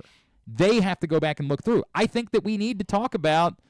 And then the question is, who manages the team? Right, I Buck understand. Britton? Yeah, I know. I think they would go out and try to hire a manager. I also think Drew, I don't have that answer. I don't have it. That is part of my gut would the no, equation. It's not for me. It's never been. To me, that's an easy thing to say. But this goes back to Major League Baseball managers just don't have that same. The decisions are being made by the higher ups. Well, then why fire him? Because you have to say this isn't okay. Okay.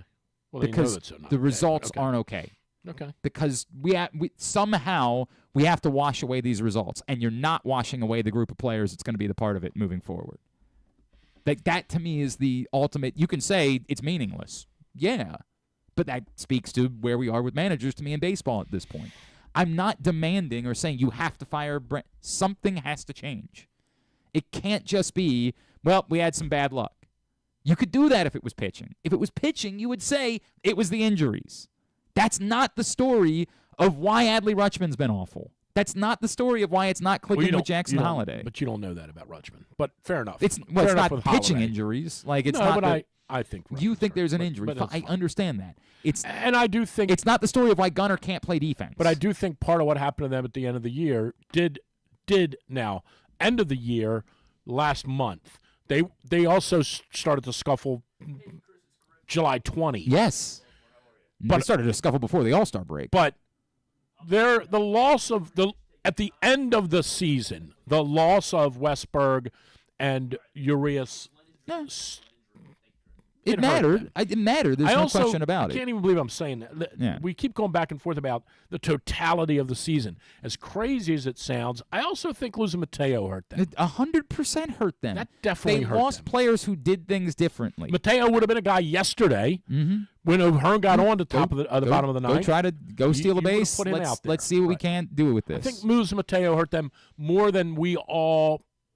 Yep, I hear you. I think we're all not anti-Mateo, but we've all undervalued him I think that's been spoken by a lot of people. I don't think he's been undervalued. He's all not right. a great player by any means. We're gonna pause.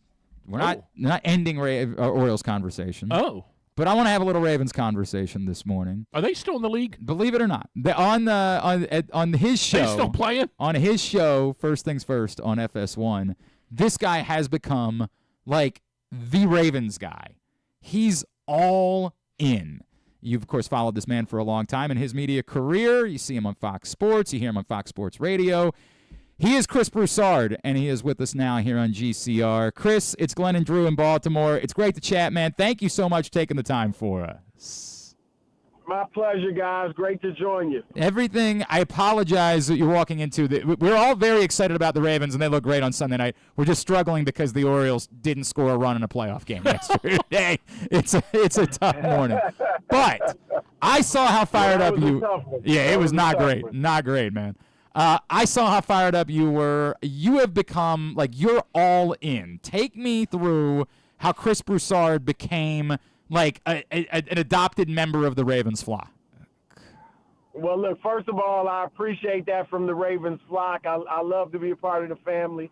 Last year, I just like the toughness of the Ravens, and obviously they've been tough for years. Really, that's the Harbaugh, culture. But last year, I've always liked Lamar, obviously, for obvious reasons. But I thought the defense and the toughness that they played with, I really like that style of football. And to just keep it real, my co-host on First Things First, Nick Wright, is from Kansas City. Mm-hmm. He is a great friend and person, but he's as obnoxious as it gets. And so he's got the Chiefs every year winning it all, and obviously he's been right a lot. So I need somebody that can beat the Chiefs. And when I looked at the Ravens last year, I felt like they were the team to do it. Obviously, that didn't happen, but I thought that didn't happen because the Ravens beat themselves. And so I think this year, the Ravens adding Derrick Henry, they finally seem to have leaned into that identity of being a Derrick Henry run-first team, and I think they have the formula to beat the Chiefs.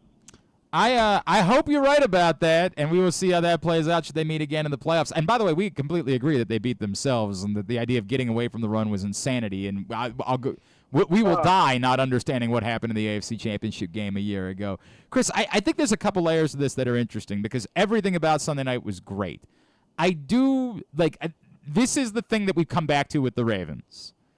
They love to play bully ball, and when they play bully ball, they tend to look really good. Now, sometimes things get away from them in the second half. That's happened. But they tend to look really good. It's the thing where what happens when you're not able to play bully ball. Are you as confident that the Ravens can if situations like we saw Sunday night? The Buffalo Bills for 3 games were playing bully ball, look great. They get punched in the mouth. Yep. They didn't have another place to go. Are you confident that as they lean heavier on Derrick Henry, they'll still be able to adjust and play if they're taken out of their game by, say, I don't know if the Bengals are a good example because their defense is awful, but, by a team like that moving forward this season? No, I think that's a great question and a great point. And let's just keep it real. Last year in that AFC Championship game, what you just described is actually what happened. They just did it to themselves. They weren't forced out. They weren't forced out. Well, yeah. No, I thought early on they were not able. Now they scored and the Chiefs scored, but early in that game they weren't able to push the Chiefs around. Like the Chiefs defense, I think gave them a little more resistance than they expected, and then they just panicked.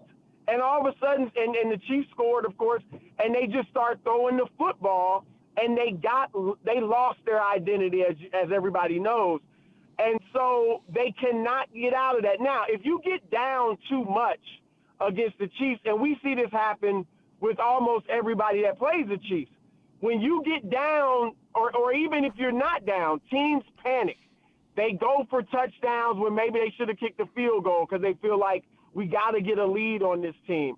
And so I think what the Ravens have to do is stick with who they are. Lamar is throwing the ball really well. I don't expect him only to throw it 17 times a game. Mm-hmm. So I think he'll throw it more. But his accuracy has been great. Obviously, having Derrick Henry opens up the running game for Lamar and opens up the passing game for him. So you have to stay with your identity, which is running the football, mainly through Henry. And Justice Hill's been a great change of. I don't know what happened to phones today. The phones. Be smart. Sorry. Yeah, we lost you for a second, but we got you back, man. Oh. You're good. All right. I'm sorry about that. I'm in my car. No, you're good. You were talking about how Derrick Henry opens things up for the rest of the offense.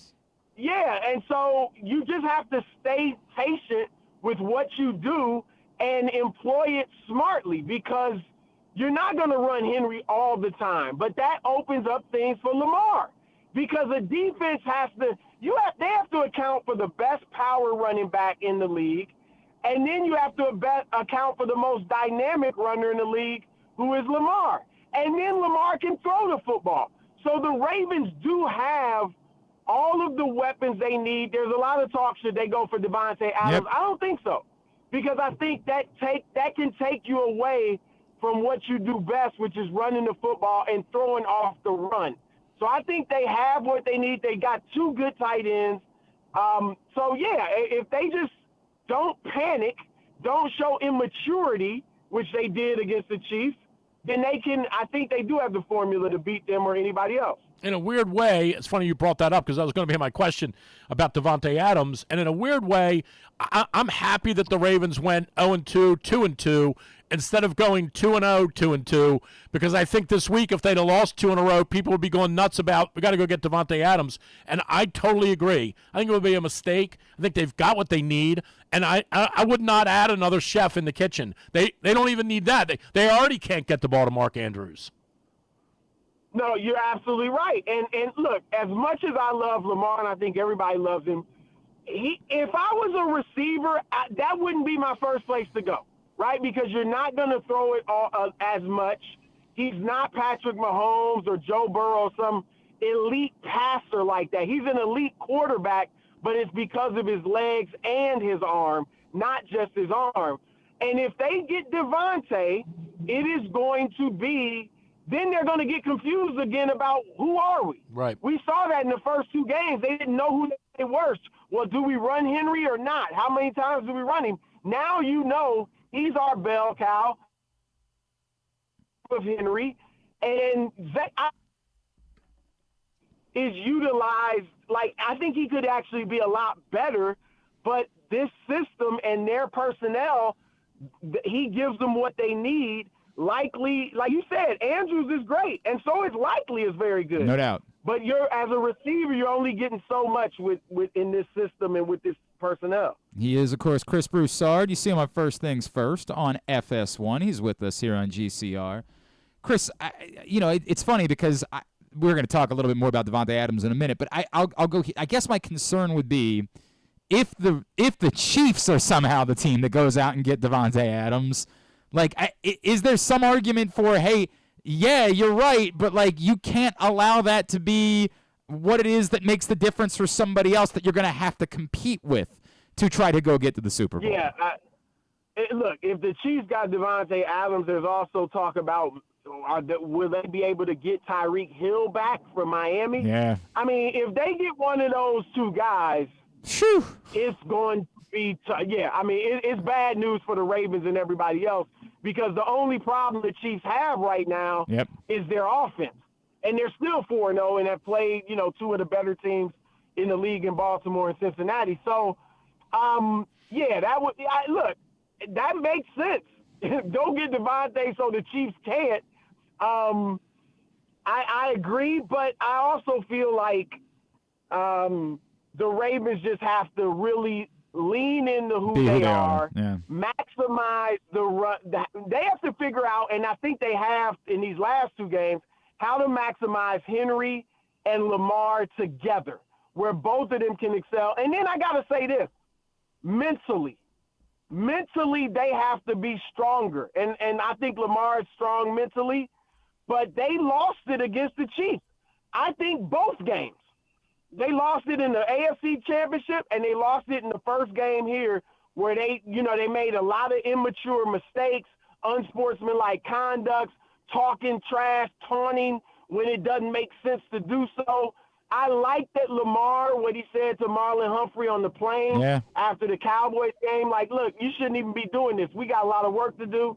I like what Kyle Hamilton said after the win against Buffalo, where he said, we didn't win a Super Bowl. We got a lot of work to do. Like, that shows maturity to me. There's no reason to celebrate. They have a mountain to climb, and the mountain is called the Chiefs. And until you beat them, it's constant work. It's constantly being in the lab, and that's what they need to do. It's well said. It's well said. Hey, real quick, just on a personal note, the work you and Tony do with your King movement's awesome.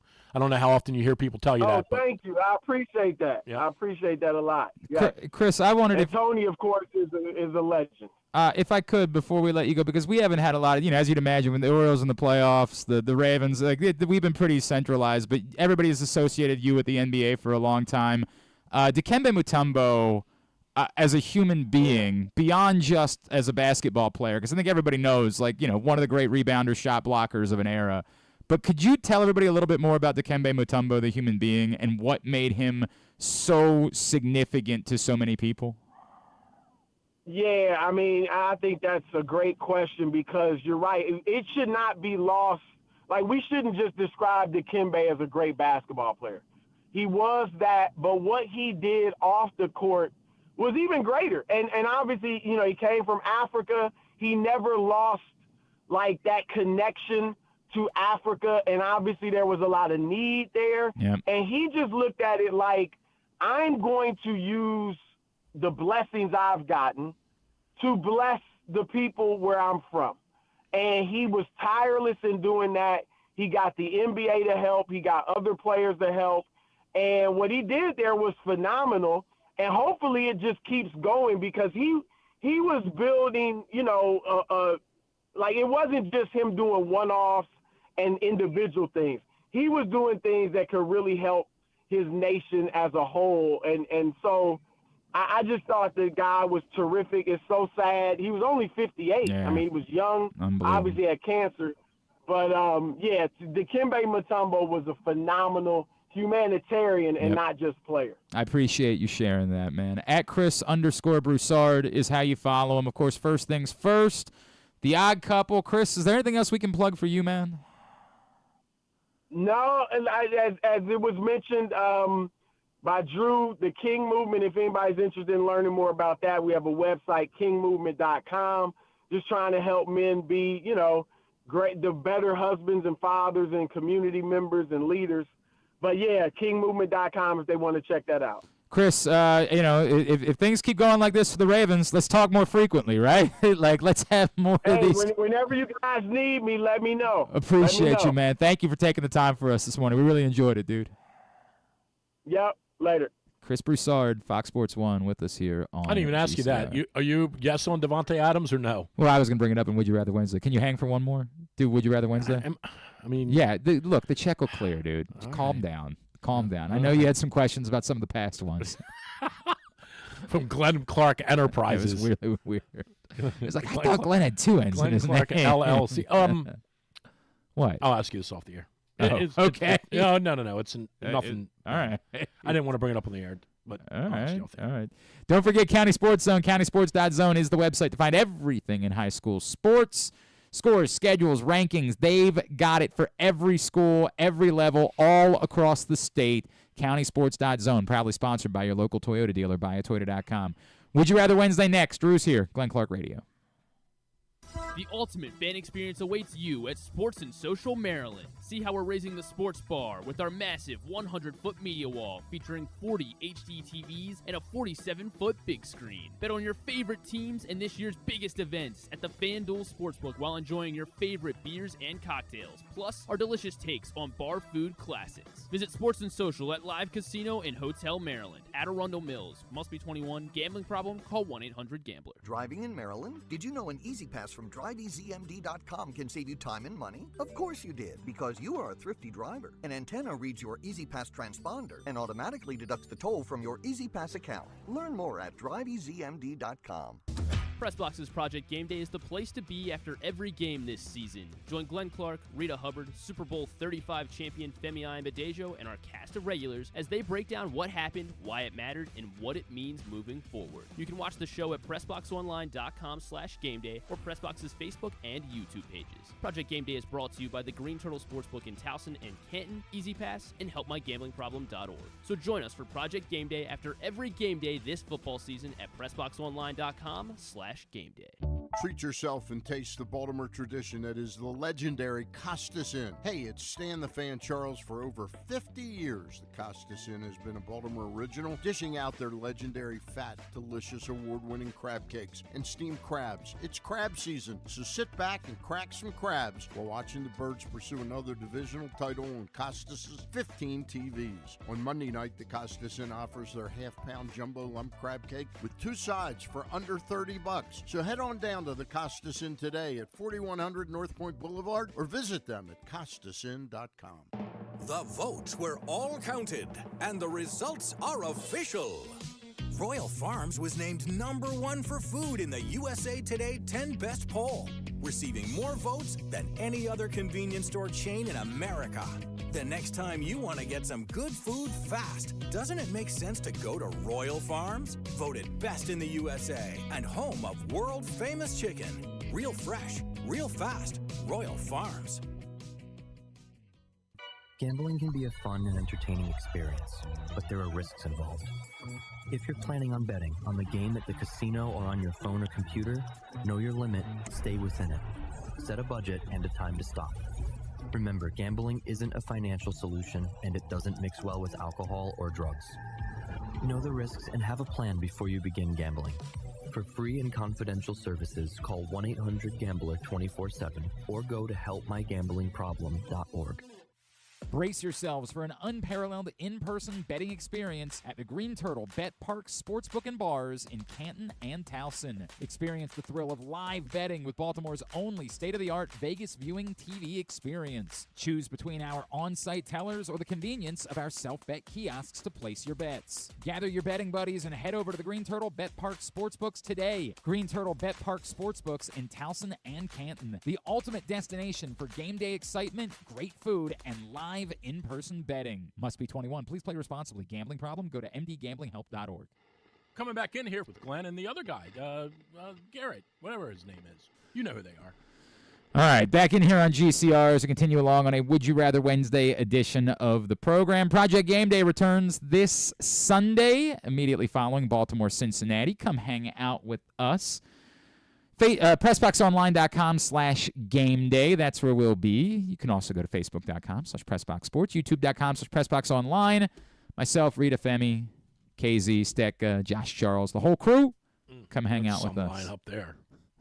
You're jealous because you haven't been asked. Just say Some it. line up there. Just say it. You're mad you haven't been asked. Oh, my God. Do you want to come join us on Sunday? No. I don't want to. I mean, why don't you get Kyle to come back? Yeah.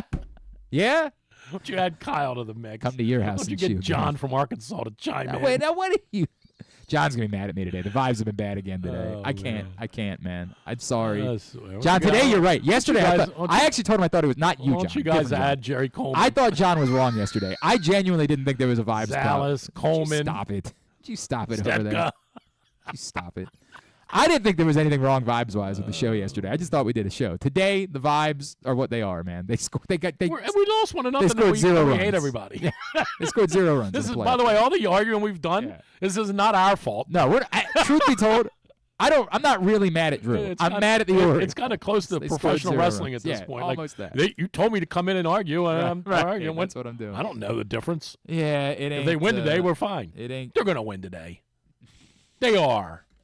Okay. I don't care what you say. They're not coming to Maryland and beating. Tell you what, they're not losing They're Duke. not losing to They're not Indiana losing to in Duke. football. No, it was Duke. Well, they did. Yeah, they did. They got run out of the gym by Indiana. Although Indiana's pretty might good. be really good.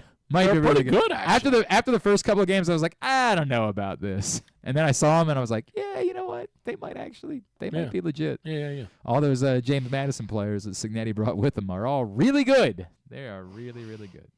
All right, Would You Rather Wednesday. You can get in, Facebook.com/Glenn Clark Radio, at Glenn Clark Radio on Twitter. Anyone who responds will be registered to win a $25 gift card to Glory Days Grill just for participating in Would You Rather Wednesday. And our solemn promise, we won't fact check you. Yeah, like David Muir. He wasn't involved last night. He was involved in the beginning when they had him. Then an hour. Go ahead. Were you watching the debate pregame show? I watched them. What has happened to you? These people drive me nuts. You didn't have anything else that you could do last night? You could have come out to the Arthur Maulet Show. Well, I watched great. the end of the President's Cup again. That's what you had going. Then I was like, let me turn over and see what these You got a nitwits have to questionable say. life.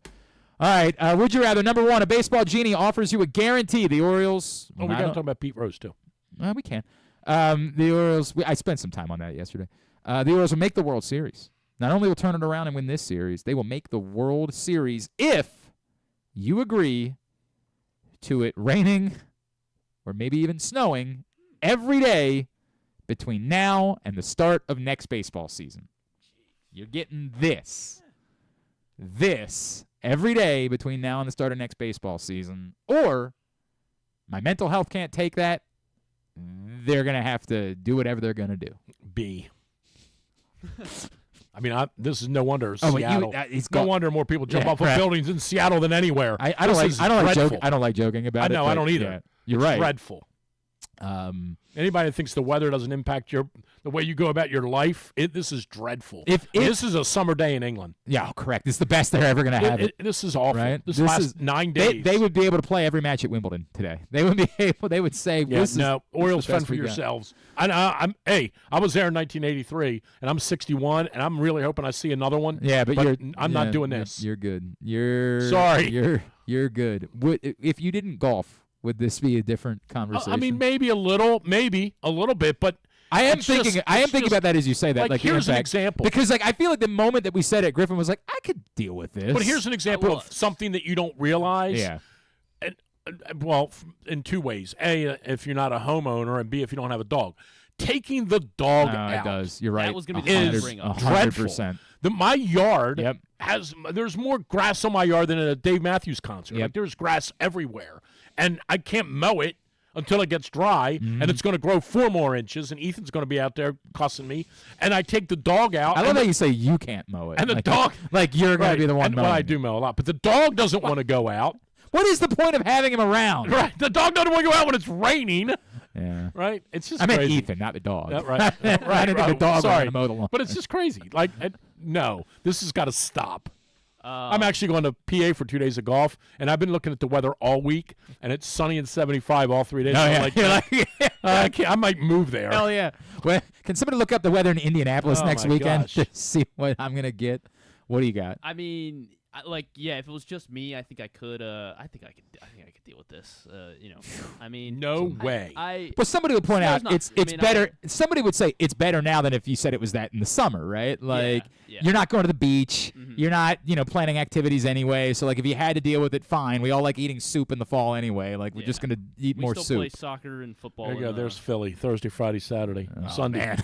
that looks like San Diego. I'm there for 4 days. But I mean, Drew, they would sell out a baseball game. Maybe. Me and my mom have already been fighting. Well, they about would. the They're a real dog town. not going out. This So past 2 days. He's a mess because of it because he needs to go out. It's brutal. It really is brutal. My wife will come home if I've got like tomorrow night, for example, she'll take the kids to soccer practice and she'll get home and she'll be like, "Hey, has the dog been out?" And the answer is gonna be the same thing every time. It's gonna be, I demand. I stand at that door and say, "Come on!" And I try to shove the dog out the door to go outside. And the dog will walk with me to the door. I'll get up, start walking to the door. The dog will walk with me. She'll be like, "Hey, yeah." And the moment I get to the door, she looks outside. She's just like, "I'm cool, man." Yeah. You enjoy your walk. You enjoy go have a nice evening. But the Orioles won the World Series, you said? No, make the World Series. A couple of people have screwed that up today. I know I said I wouldn't fact check. Yeah. I know I said that. Yeah. Go make the World Series. Come on. I don't think you realize. I don't think you realize the impact. But we adapt as a society. I got yelled at about the vibes yesterday. I do think there's part of this. Like, this feels normal to us because we're all going through it. Also, we're all going through it. Also, we mentioned the price of these tickets. I might be able to afford they keep crashing. More Yeah, right. More playoff tickets to come down. Yeah, if it's freezing and raining. Griffin just got offered a free ticket today, and he's not going to be able to go because what are you working today? Yeah, what do you got? I got big time. Yeah? Gettysburg Soccer. Oh, hell yeah, brother. Did they play that at Clark Field? They do. They do it? Clark Field. Oh, hell yeah. Clark Field. Hell yeah. Clark Field. All right, number 2. Would you rather? In Indy, by the way. I didn't. Weekend. Oh yeah. Yeah. Hell. I mean, that's 10 days away, but yeah. Oh, I like that. It looks good. I like that. Is good news for me because I'll be outside all weekend. All right, number 2. Would you rather? I know your answer. The Raiders agree to take on the bulk of Devontae Adams' salary, but it means the Ravens have to pay a first round. Or the Ravens do nothing ahead of the trade deadline. I mean, I'm not sure I want to subscribe to them doing nothing. When is the deadline, by the way? It's after week 6, right? Yeah, I was going to say, isn't it 20th? Does that sound right? Sounds. Anyway, they moved it up this year. Yeah, I don't know why they did that, but they moved it up. Well, because they don't want all the bad teams. They don't want it to be. They don't want it to be baseball trade deadline. Okay, fair enough. Like they don't want it to be. Right. All the bad teams dump their players. October 20th? It is. Oh no, it's November 4th. Oh, is it really? Oh, damn. Okay. Okay, so they did not move. Well, Yeah, apparently they're not, probably doing yeah. that before the whole country Longer. before the whole country goes to shambles the next day. Why? What's the next day, Drew? Actually, I swear to God, I've already voted. Oh, nice. I did my civic duty. Good for you. I said. You should be ashamed of yourself. I said no for money voting for him. No money for anyone. You should be ashamed of yourself Yeah, for voting for him. Well, I think RFK has got a lot of points. I'm passing on him, no pun intended. I totally am buying into the whole synergy of we got what we need. We don't. I know he's a whatever you want to call him, great player, terrific player, outstanding player, one of the upper echelon, right, right, 100%. I know that. No thanks. Now it's different if this week Bateman blows his knee out or something. Now it's a different story. But no thanks. Okay. We don't need him. Okay. Let him go to the Jets and make them 11-5 or 6. Griffin. Yeah, I don't think it's worth it to go get him to pay him and I don't even think it's worth it. And the period. draft pick. Yeah. I don't think let me rephrase like, that. I do like I don't think it has too. anything to do with what you give up for him.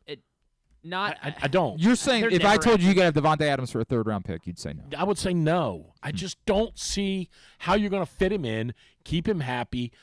But didn't we say that about Odell Beckham last year? Yeah, but now you're. And again, when you win, yes and no. We did. Yes and no, but you're gonna be happy. But you're talking about. You're just talking about 2 different players. But anyway. Let me walk me through that. Why? Because I don't think Beckham in the end made much of a contribution anyway. Well, he didn't make an overwhelming contribution, but he was very helpful. He was okay. I just don't, and part of it is also that they haven't figured out a way to have Andrews involved. And honestly, since the breakout game in KC, likely I've done anything either.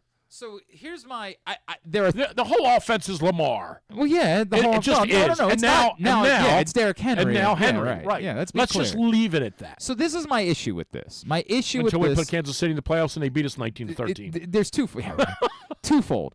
Because the first thing I would say is I said we had this conversation yesterday. Is there something you think the Ravens should do at the deadline? I do think they should add a wide receiver at the deadline.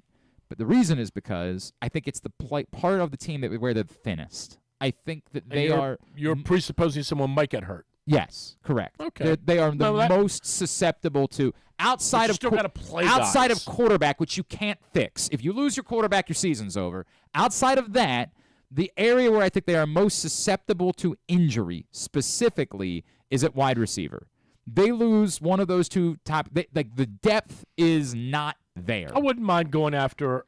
I'm not trying to beat up on these two guys, but I'm not overly convinced that either of the ends or either of the guys on the end. I hear you. They've been playing really well. I know, but they've been playing really well. I am. It's funny because I'd go get somebody on the edge if I could. And I think they believe they did that when they signed Yannick Ngakoue. I think in their mind they've been there, done that. I hear you. Fart in church. But he is their injury plan. I don't buy that. Their backup plan. If somebody gets hurt, that's fine. We've got the guy. Yannick Ngakoue is the guy, right? That's why I scooped him off the practice. 100%, right? No but good. everybody had that opportunity. They haven't done it.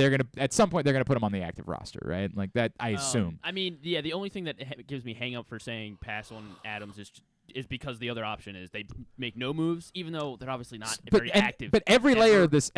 So I start with I think they could use a wide receiver, but then I say you never trade a first-round pick. He's going to Kansas City. But that's the third layer of it. Well, the third layer of it it's is just like everyone goes. Shefty said that he apparently wants either Vegas or not Vegas. Sorry, Derek Carr, New Orleans or the Jets. He wants to be with Rodgers. Okay, so then he's definitely going to the Chiefs then. Yeah, correct.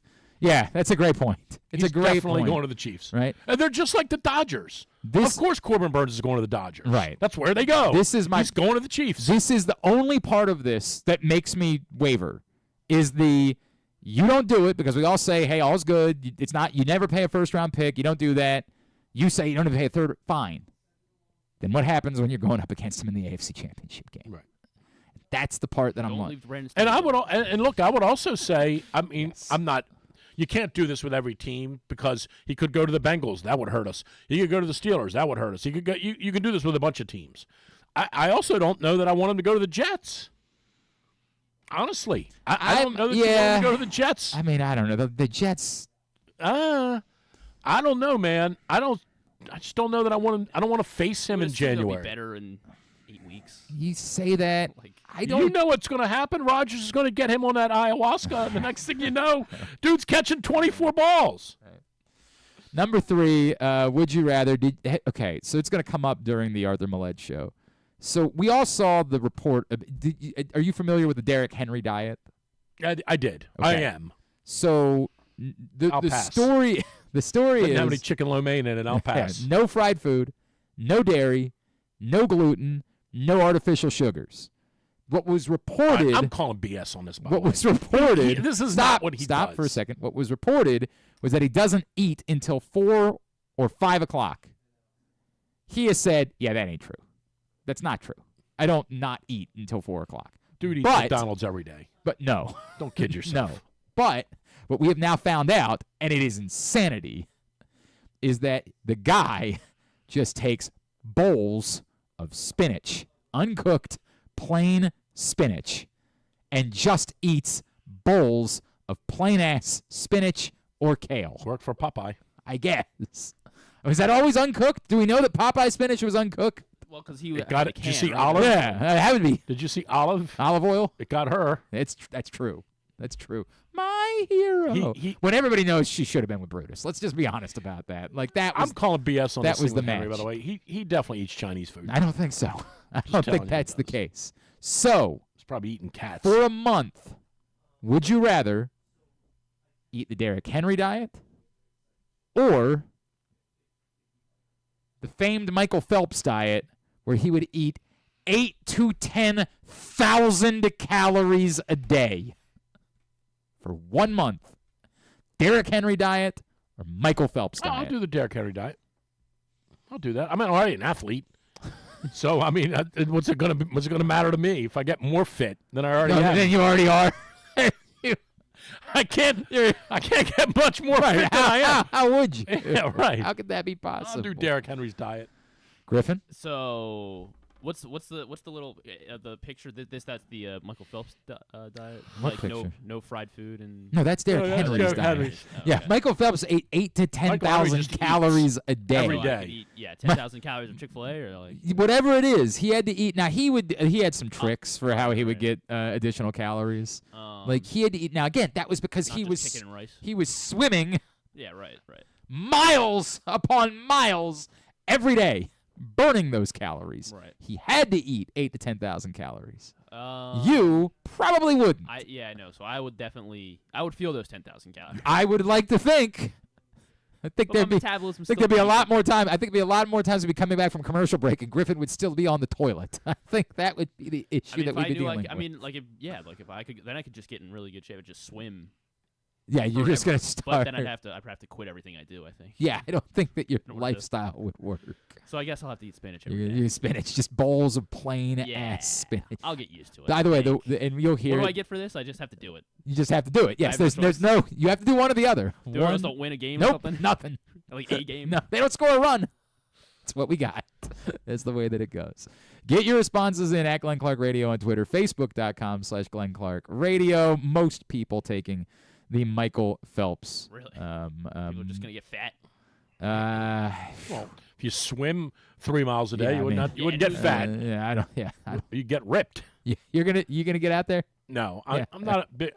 Swimming is an awesome exercise. It's one of my exercises go. It's incredible. It's amazing, 100%. If I say this all the time, the golf team at Calvert Hall is very fortunate that we can't get in that pool every day, or we'd be in that pool every day starting January 1. It's weird because I thought I could get into the pool at Perry Hall High School, so I went up to the 5th floor. And I found out there's no 5th floor. All right, Pete Rose.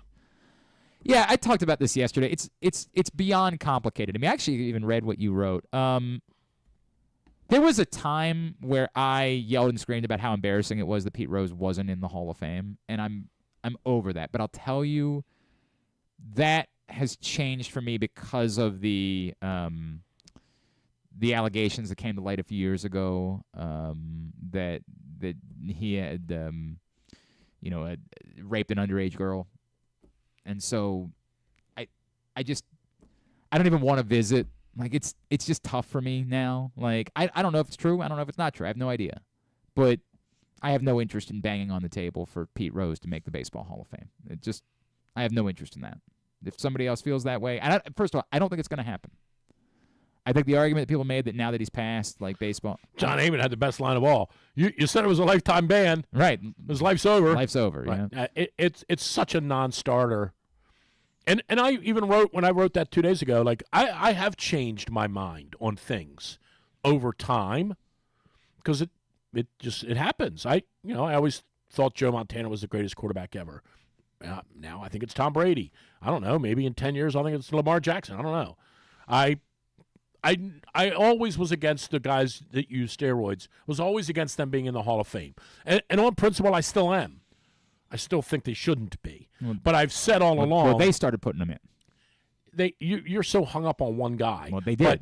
They put a steroid user in the Hall of Fame. And I agree with you.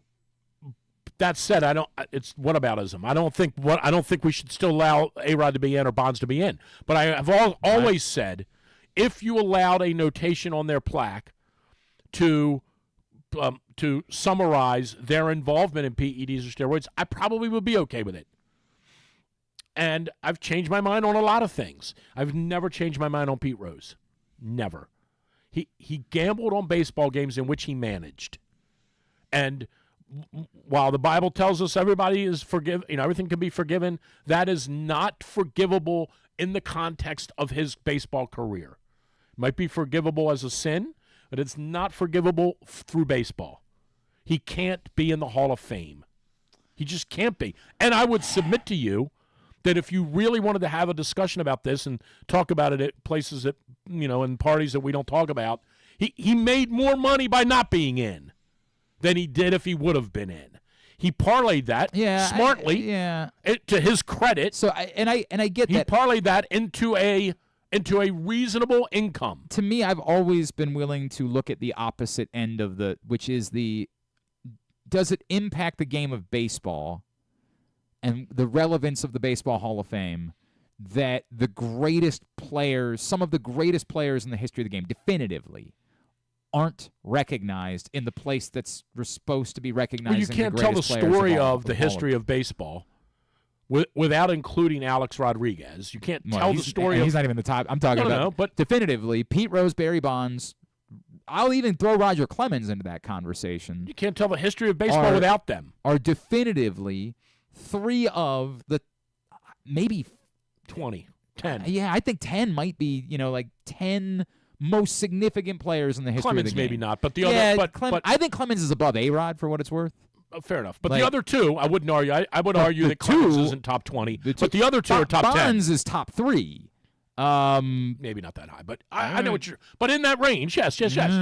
And same with Rose. He had the most hits in the history, and he played more games than anybody. Rose might be top 5. I agree with you. But he gambled on the baseball games, and he managed the team in which he was gambling on. I understand. And he can't get in. It's such a fine line for me. Just based on I have no problem with that being the penalty. For the sake of, we have to show that there is integrity to the sport. We have to. There can be no ambiguity about this topic. If the games aren't on the up and up, it's the worst sin you can commit. I have no problem with the idea that that's the penalty. In order to make it very clear, if to every player, if we'll do it to Pete Rose, we're gonna do it to you. Like, understand. Right, sure. There will be no ambiguity on this topic. You do not do it. Everyone will know that the games are on the up and up. And I get it. That's what I said yesterday. Everybody rolls their eyes. I've seen your umpires. I understand. But in this particular instance, this is how we do it. We leave no gray area here. If someone is betting on the games, if they are involved, they will be banned from the sport, period, end of story. I don't have a problem with that. Have some leagues overreacted to gambling in general? Like Calvin Ridley being out for a year was insane. It was stupid, right? But you said it. You put a sign up on the wall. This is that it. Says this is if the thing. you're a player in the NFL, you can't gamble on NFL football games. Correct. This is it. It doesn't matter if it's $10. Stop. This is the one you can bet. You want to go bet on golf? Go bet on golf. You want to bet on this all this bull ass that people throw around like, oh, you're taking money from FanDuel. They're not telling them they can't use FanDuel. They can use FanDuel.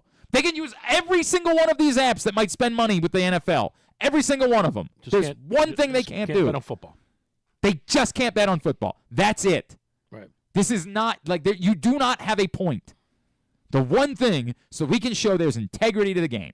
Look how this day ended for you. We might be finding some agreement. The only issue I have is what does it mean for the Hall of Fame? And the argument is, well, you can reflect Pete Rose inside the building without making him a Hall of Famer.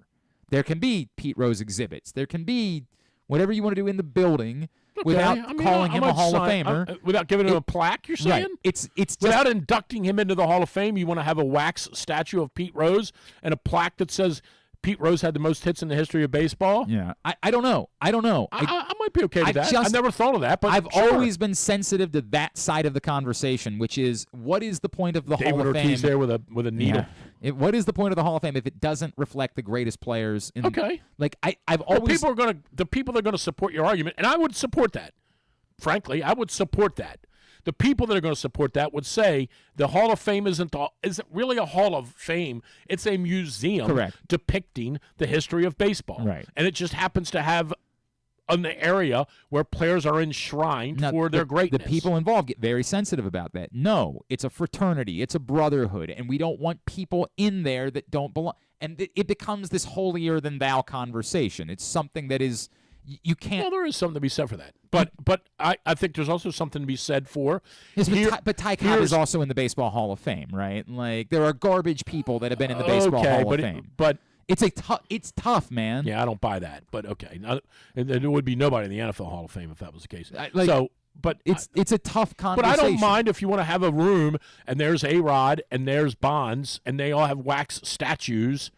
Like I don't know what the answer is. What I know is I'm not ever going to be the guy that's going to be. I'm out. I'm out on. I was never significantly on the side of Pete Rose needs to be in the Hall of Fame. It was more like, okay, maybe the Hall of Fame should have Pete Rose. Maybe there should be a day where we relent, where we say a 50-year penalty is enough. Like maybe there should be that day. But I'm telling you, since the statutory rape allegations, I'm just not going to be the guy. I will never be the guy that wants to have the conversation about whether Pete Rose should be in the Hall of Fame. No question about what he was as a baseball player.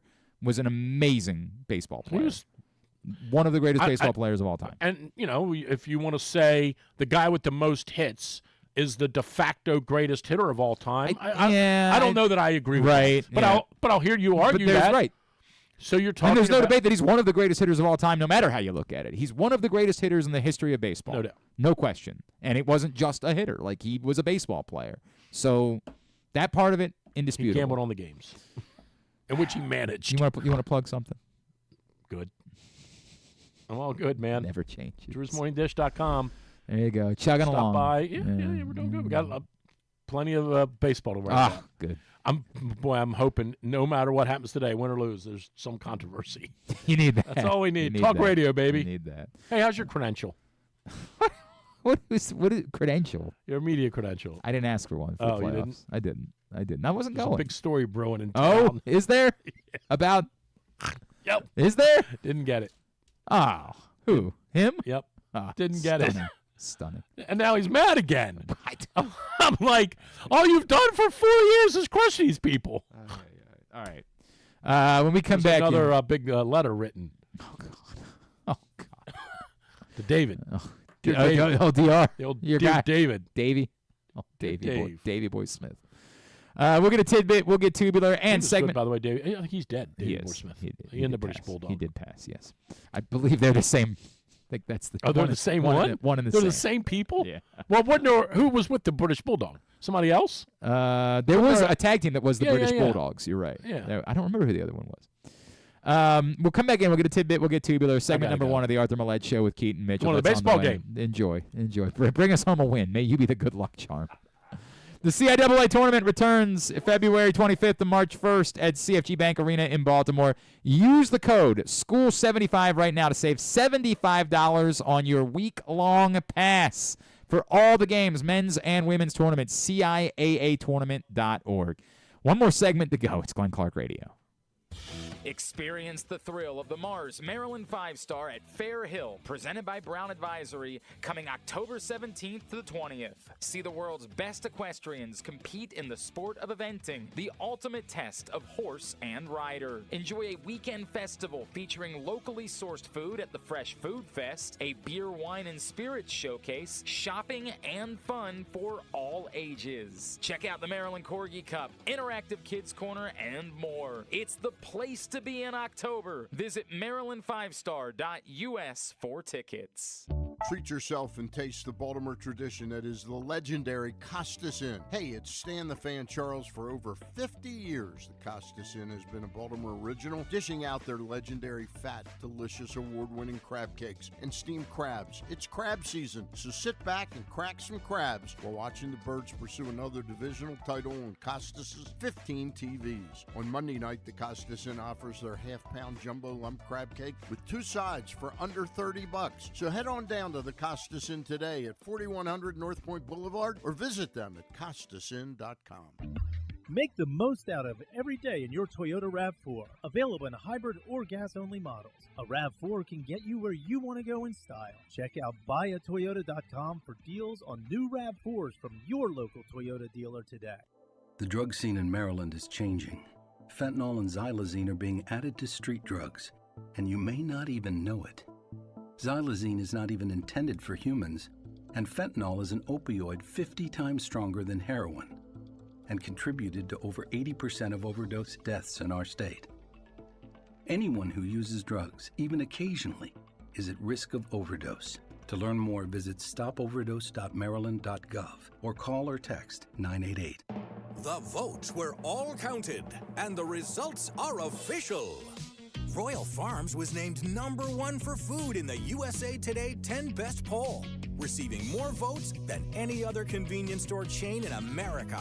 The next time you want to get some good food fast, doesn't it make sense to go to Royal Farms? Voted best in the USA and home of world-famous chicken. Real fresh, real fast, Royal Farms.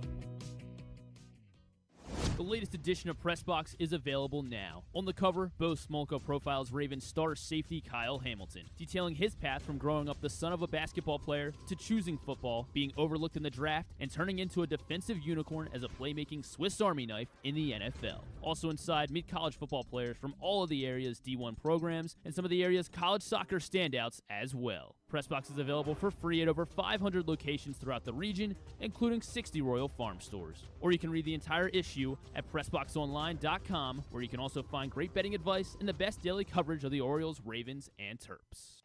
One of the things that's definitely wrong with this country is that this dude still has a job somehow, some way. Glenn Clark. I don't know what just happened. I feel like a truck hit me. I feel like it was a whole thing today. Whole thing. Because you're just so worried about the Orioles? No, it's difficult because like I heard it from a couple of people like the season's not over yet. I'm like, I know, it's just a very difficult. It's like what like what Rubén Amaro was saying. Mm-hmm. You know, you can't ask these guys to do what they're not. It's like Rubén was almost saying the thing that like if they don't you want to say something, Colson? If they don't hit home runs tonight, it's over. Come on. Like that's just, no. What do you want to say? You're standing there like a weirdo. Come on, we're doing a show. The game today, we gotta fire him up. That's what he wants us to do. I'm going to the game today, and I'm kind of depressed. That's like that. I can't fake it. I can't do it. I have had a couple people like, dude, there's a playoff game today. Like, I can't. I mean, fake I'm kind of excited, and of course, the rain's not going away. Yeah, that's part of it. It's like it's definitely the rain is impacting all of us. We have to. And that's the other freaking It has been thing. raining biblically. I It's am been just raining not for happy. 48. We're all, everything's going wrong. Like, it's just what it is. Last night. But yeah, we had a rough night last night. It was rough. Thank you for everybody that came out to the Arthur Maulet Show. Yes, thank you very much. We're sorry. We had a couple technical issues.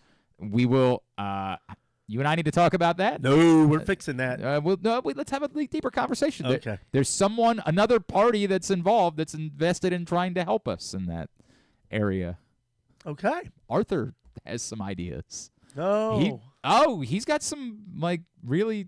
We'll talk about it. Okay. We'll talk about it. I like that. But I say all this to say, if the Orioles had been winning a bunch of baseball games and the offense had been humming, and they just happened to miss out on winning the division because the Yankees were also playing really well, and they lost game 1 of the playoffs, I think our attitude would be different.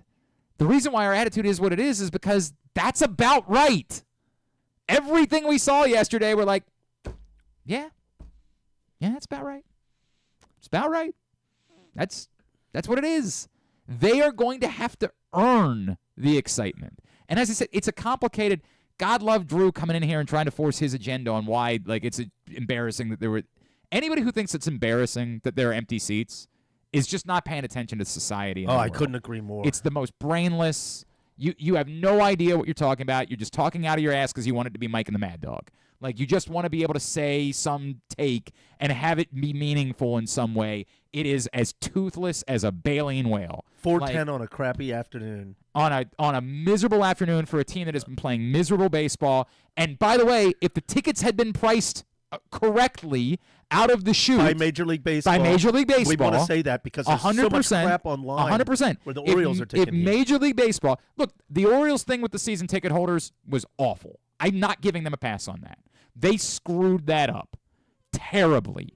It was the wrong idea. It was the wrong time. It felt like something that was. I am don't sitting want to in go seats today that a dude paid $250. And what did you pay for them? What did you pay for them? Oh, well, he's taking me. Oh, okay. It's. But if he put them on if he tried to sell them today, he could get seats, maybe $100. Maybe $100. If the right person was interested. He could have gotten maybe on Monday. He could have gotten $100 for it. Right. This is the tick. There is a wild card series thing. Drew doesn't like it because it's not good for his argument. But it's the same problem in Milwaukee. It's the same problem in Houston. Same problem in the NFL. For a wild card game. I'm serious. For a wild. 100%. It wasn't even a wild card game last year. Those of you that had tickets to the Texans game know you did not get for your tickets. All of you that said, well, I'll sell this ticket so I can put it towards the AFC. That'll cover me going to the AFC Championship game in the Super Bowl. You all tried to sell your tickets. I know. You didn't get what you thought you were going to get for them. What'd you get? I did okay. You did all right? I sold my tickets and was able to afford to buy club seats, which were at face value. For the same game? For the same game. Right. So you just happened to, you got lucky then. I did. Because then I was able to do the same thing for the AFC yeah. Championship. I basically upgraded myself to club because it was so cold You out. took advantage of the market there. You happened to sell. You've managed to sell your tickets and then get once the market was depreciated, you took advantage. Yeah. The point that I'm trying to make is Major League Baseball wants the wild card series to be a thing. Right now, what's happening in San Diego is every baseball game is a thing. San Diego has become a baseball-only town. Yep. They're selling out the games. They are impervious to any of these issues. Baseball alone exists in San Diego.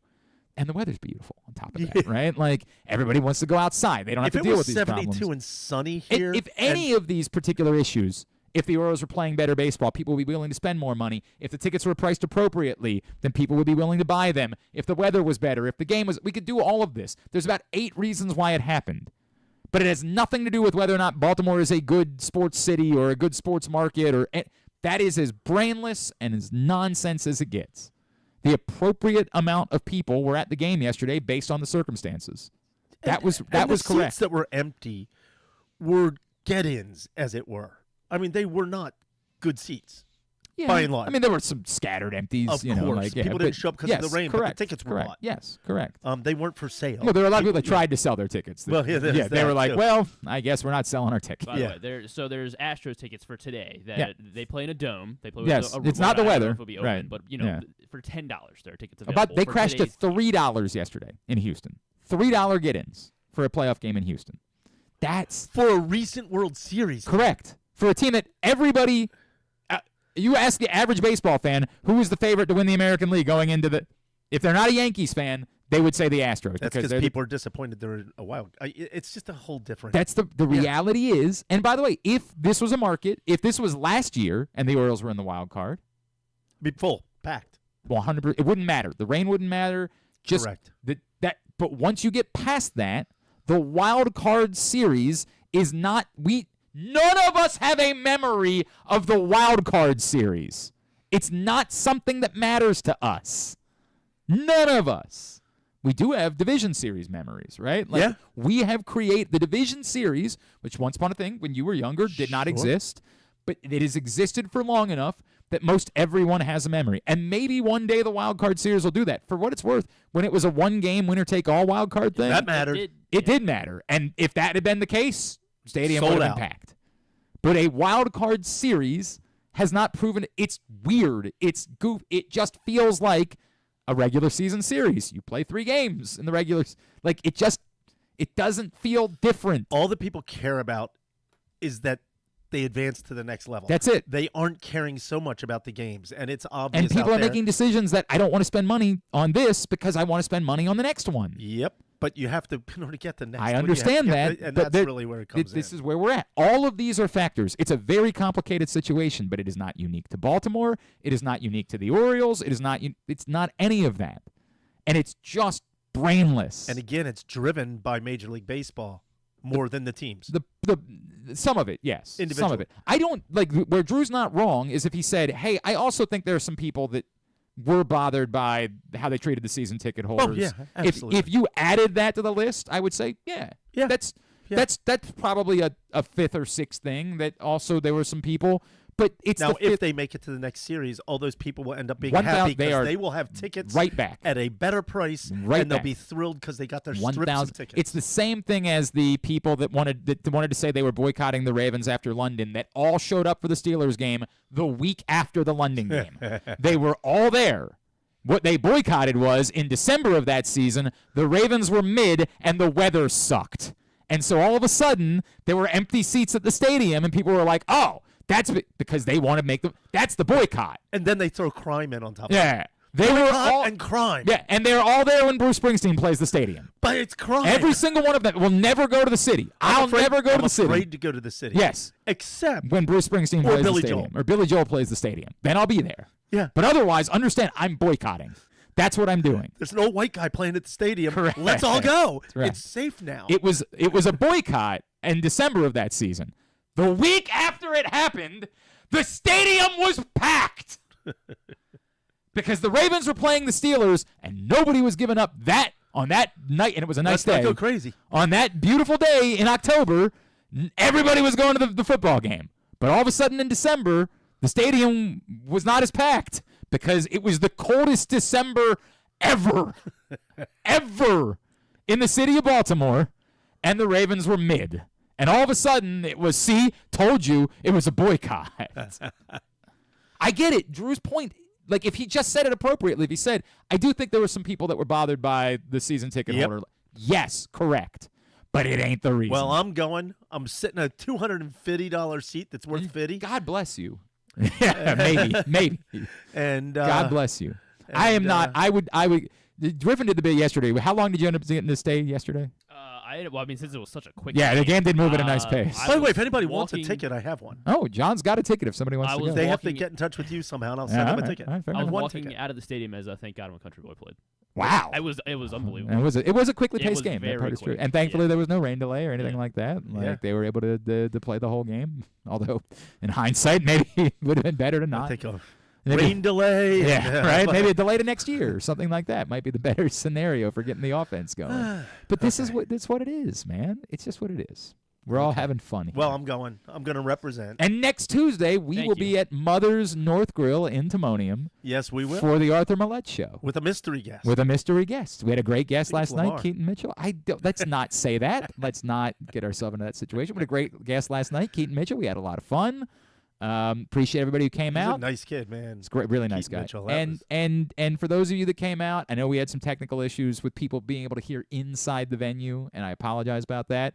The show is available everywhere, and you can hear the overwhelming majority of it. Well, my favorite part last night was when, for the first 2/3 of the show, when you couldn't hear internally, a bunch of people were sitting around watching it on a 15-second delay on Facebook. Yeah, there was some of that going on.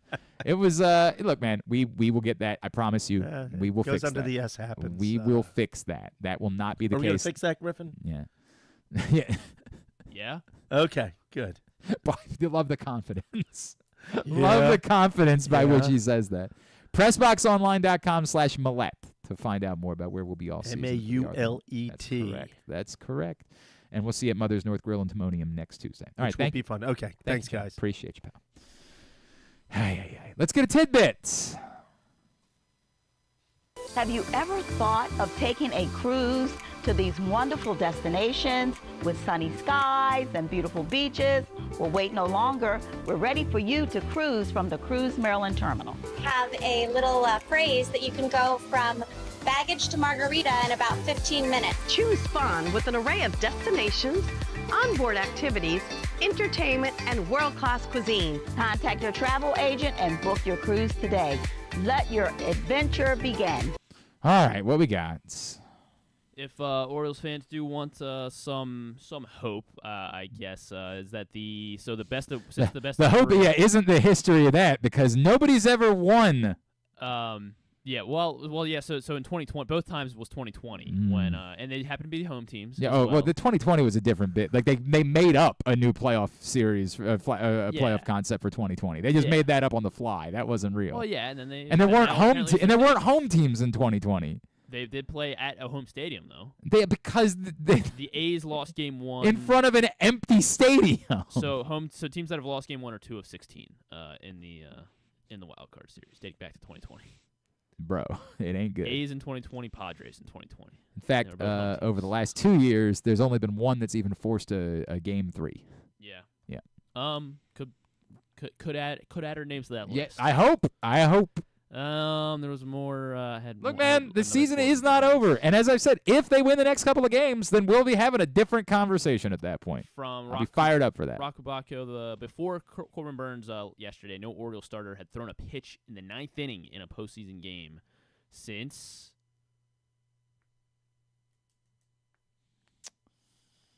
I mean, I want to say Palmer because Palmer. Not Jim Palmer. Messina? Not Messina. I didn't remember him throwing one. 1983 was the last time. 1983 McGregor? Yes, Scotty McGregor in the 83 World Series clincher. So, okay. Yeah, that is the last time an Orioles pitcher, Orioles starter, I should say, pitched into the 9th inning.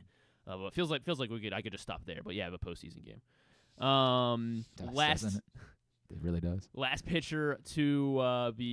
starter to pitch into the 9th inning of a playoff game, just period. I don't remember. I mean, was it Roy Halladay's perfect game? No. Okay.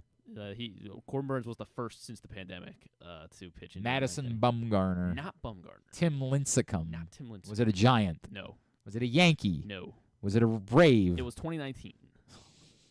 Great. That still doesn't tell me what team it is. Game 6 of the World Series. Game 6 of the World Series that happened. So who started? Was it Strasburg? It was. Steven Strasburg started Game 6, and I guess he didn't go the distance, but he at least came out for the 9th inning. All right. The last. Hold on, I had to read through the rest of that. All right. In the past decade, only 7 starting pitchers. So in the last 10 years. Sorry. You all right? Uh-oh. You know what it is? It's that 8,000 calorie a day diet you got going on. Oh, you think so? That's what it is. This is from Jake Mintz, by the way. I look over at Griffin and I'm like, "Are you having 3 pizzas for breakfast?" So in the past decade, only 7 starting pitchers have gone into the 9th inning. The only one has ended up Corbin Burnes now becomes the second to lose the ball game. The last to lose the game pitching. Is this in the playoffs or at all? Yes, in the playoffs. I can't believe that there are that many that have pitched in the 9th inning. 7's not since when? It's the last decade. So that seems crazy to me. The playoffs are when you go get your pitchers. And all right, last 10 years. So this started in 2014. Mm-hmm. This guy lost Game 5 of the World Series in 2015. God, this always requires me to remember. 2015, you said? Mm-hmm. 2015 World Series. So that would have been that was cool because that was Kansas City, right? Yes. They won. So that was the year they beat the Mets. Mm-hmm. So this was the loser? Yes. This was Matt Harvey? It was. Okay. Well done. Matt Harvey pitching into the 9th inning of Game 5. Did that series only go 5? It feels like it only went 5 games. So I can find that out. similar effort. And then finally, first pitcher to lose a postseason game after going 8 innings and only allowing 1 run since 2016. Johnny Cueto. That was Game 5. You're right. Yeah. Johnny Cueto lost Game 1 of the NLDS, going 8 innings with 10 strikeouts and 1 run allowed for the Giants as they lost to the eventual World Series champions, the Cubs. All right. In 2016. There was other baseball going on. The Brewers become the first team in MLB history to blow a multi-run lead and lose in 4 straight postseason games. Wow. It sucks to suck, Brewers. Yeah. Yeah. Yeah. So we can take some. Joke's on you. We didn't even bother to score a run. Bet you feel stupid scoring those runs. The Mets now are the first team to win their postseason opener after trailing by multiple runs through the first inning since 2019 as well. The Nationals in the 2019 Wild Card game, they were trailing. That was also against the Brewers. Was that the Juan Soto hit the ball to right field and it snuck under the glove of I don't even know who was out there. Grichuk, I want to say, maybe. Was he a Brewer? Somebody was sharing. He was a Blue Jay at that time. He might have been. I don't know. Somebody shared it recently. I guess it must have been an anniversary of that game or something like that. I saw it pop up on Twitter, and I was like, "Oh right, I do remember that." Yes. Others to do that during the wild card era: the 2011 Phillies, 2002 Twins, and the 97 Yankees. All right. So the first time the Mets have done that. And then Michael King had a outstanding game for the San Diego Padres. Against Josh Hader. Yeah, that makes sense. San Diego Padres, he struck out 10. He didn't walk a batter. He didn't allow any runs. It was also his first it was career. Trent Grisham. So close. Like name-wise. Grisham, Grichuk, close. Yeah, and also I guess just a random outfielder. Yeah, it's true. Like It's decent true. player, Yeah, but like also, yeah, right. you know. Right. 10 strikeouts, no walks, no runs allowed for, I was about to say Seth Lugo.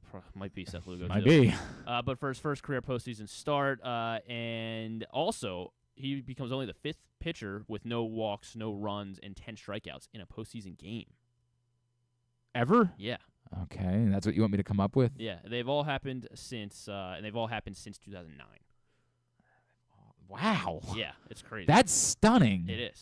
All right, well, either of the guys that I guessed previously? No. Any of the guys? I haven't said any of these names yet. So it's not Halliday. Since 2009. Okay, how about Max Scherzer? Not Max Scherzer. Justin Verlander. Clayton Kershaw. No. Wow. We're off to a rising start.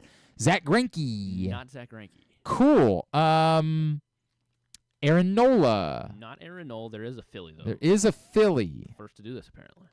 There is a Philly. So an 09 Philly. An 09 Cliff Lee? Cliff Lee in the NLCS back in 2009. Look at us. 10 strikeouts. Rolling walks, now. No runs. Got 1. How about Corey Kluber? No Corey Kluber. David Price. CC Sabathier.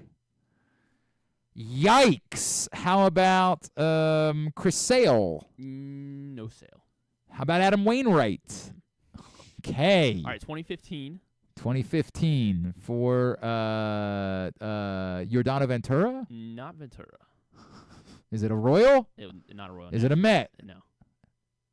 Is it a Giant? It's a Cub. It's a Cub. There is a Giant on this list, though. Not John Lester? Not Lester. Jake Arrieta? Jake Arrieta in the 2015 Wild Card game. Cool. Yes. All right. They said there's a Giant on the list, and it's not Lincecum or Bumgarner. He did it in 2021. 2021, so much more recently. Webb? Yes, Logan Webb. Okay. And then in 2020, for the eventual... Nothing happened in 2020. Okay. So it's not real. All right, so Michael King's only the 4th pitcher to ever do this. Like, it's 2020 is not real. It's fine because we don't like this guy anyway. Who is it? Trevor Bauer. Oh, yeah. Correct. Throw it all out. Yeah. It did not happen. Yes. Wow. All right. Tidbit was also brought to you by the Stan the Fan Variety Hour. Of course, Stan, Ross, and Luke talking baseball all Monday. Whatever happens the next couple of days, whether the Orioles are playing, they'll be doing it or not. Every Monday moving forward. Stan, Ross, and Luke, Facebook.com/PressBoxSports. All right, Tubular. Experience the thrill of the Mars Maryland 5-Star at Fair Hill, presented by Brown Advisory, coming October 17th to 20th. See the world's best equestrians compete in the sport of eventing, the ultimate test of horse and rider. Enjoy a weekend festival featuring local food, shopping, and fun for all. Come for the event and stay for the experience in Cecil County, home to the Chesapeake Bay waterfront, vibrant small towns, and family entertainment. Tickets on sale now at maryland5star.us. All right, here's what's coming up, totally tubular-wise, obviously. Baseball. Hooray! We're all excited about baseball. ESPN for Royals-Orioles, Game 2, 4:38. Seth Lugo, Zach Eflin. They'll also have Mets-Brewers, Game 2 at 7:38. That won't start on time, will it? Well, I don't know. Yesterday's game moved at a very rapid pace. I take it back. Sean Manaea and Frankie Montas, the pitching matchup there. ABC, Game 2 between the Tigers and Astros, 2:32. Tyler Holton and Hunter Brown. ESPN 2 for Game 2 between the Braves and Padres at 8:38. Max Fried and Joe Musgrove. DC United at Nashville SC tonight at 8:30 on Apple TV. Champions League this afternoon, Benfica and Atletico Madrid at 3 on CBS Sports Network, and some hockey, preseason hockey tonight, TBS or AW Dynamite. Whatever. We're going to 1:30 today, for God's sakes. What do you got? Let's see. There's a good bit of things, actually. Survivor, of course. That's obviously the headliner on CBS. Andrew Garfield will be on Colbert. He's got a movie coming out soon with Florence Pugh. The Golden Bachelorette, obviously. Luke Bryan and Colin Kaepernick will be on Jimmy Fallon. What now? Are they plugging Fight Night or? No, not Fight Night. They're fighting each other. What are they plugging? Kaepernick's got a doc that I think like a Spike Lee doc, and like ESPN is trying to sell it now. I think or something, but it's going to come out soon. Okay. At some point. All right. I'm sure it'll be interesting. Yes, Grotesquerie on FX. This actually premiered last week. Yeah. This is the Travis Kelce. Yeah. I don't know. They just put him in the trailer. I don't know and he's either. Like smiling, and it's like, but yeah. Agatha All-Along, an episode of that on Disney Plus. I haven't started it yet. Yes. 2 more episodes left of Bad Monkey on Apple TV. And Love is Blind Season 7 on Netflix. Yeah. Along with Chef's Table Noodles on Netflix as well. Are we back to Abbott Elementary yet? What the hell yet. is going on there? It's October 2nd. I don't know. Saturday Night Live is back before Abbott Elementary. I mean, it's Golden Bachelor apparently is Wednesdays on ABC. What is right going now, on there? I don't know. That's weird, Maybe, man. Yeah, I don't know. Like, there was no strike. That was last year. And there's a show on Hulu as well, Last Days of the Space Age. It actually looks solid. I don't recognize any of the actors, but it takes place in Australia in the 60s. And people in the space age. I don't know. Very good. Yeah. All right. Thanks to Drew, I guess. Thanks also to Rubén Amaro and to Chris Broussard. We'll get that up in the greatest hits section of the. Oh my God! It didn't work. Here we go. Yeah, it didn't work yesterday, so we can't. Yeah, we gotta mix it up. It's so good to have it. Or do I even? Yeah. If we go with here, whatever. Forget it. It's 3 o'clock in the afternoon. The game's about to start at GlennClarkRadio.com. Tomorrow on the show, whatever happens today, obviously we'll react to that. We will make picks. We will do that, and Rocky Boyman. We'll preview the Bengals with our buddy Rocky Boyman. Kevin Harlan will join us. Maybe we just don't talk about baseball all tomorrow. Maybe we just because you can't. What happens? We'll just ignore. You can't steal my joy of talking to. Not to quote Beyonce, but you can't steal my joy of talking to Kevin Harlan. I don't care what happens today. I'm talking to Kevin Harlan tomorrow. Day will be better than today. All right. Thanks, everybody at PressBox, all of our great sponsors and partners, including the Maryland 5-Star, Live Casino and Hotel, Cruise Maryland, Ocean City, Easy Pass, Royal Farms, the Greene Turtle, Bet Park Sportsbooks in Towson and Canton, HelpMyGamblingProblem.org, Costas Inn, MSAA, Maritime Magic, the CIAA Tournament, the Baltimore Orioles, your local Toyota dealer, buyatoyota.com. Thanks to Griffin at Griffin_Bass. Follow us on Twitter, Instagram, and TikTok at Glenn Clark Radio. Make sure you're checking out. Nobody's going to be watching the Orioles today, though, because they're watching Gettysburg soccer. That's right? correct. Well, you can jump right over it after their. What time is Gettysburg? 7. They're playing in prime time under the lights. Wow. Wow. That's why they brought in the A crew. It makes sense.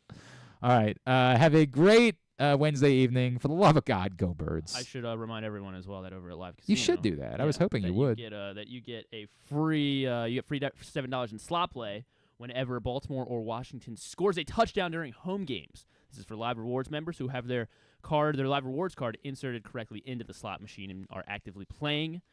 during the games, and once that touchdown happens, you receive your prize, $7 in free slot play at Live Casino. At Ronan Mills, must be 21. Please play responsibly. For help, visit mdgamblinghelp.org or call 1-800-GAMBLER. And that's the print issue of Press Box. You can go get it for free at your neighborhood Royal Farms. It's still available. All right, go Birds. Duke sucks. We wrap up the day. Segment number 1 of the Arthur Maulet Show from last night at the Greene Turtle with Keaton Mitchell. Tolls. Go to driveeasymd.com. That's driveeasymd.com.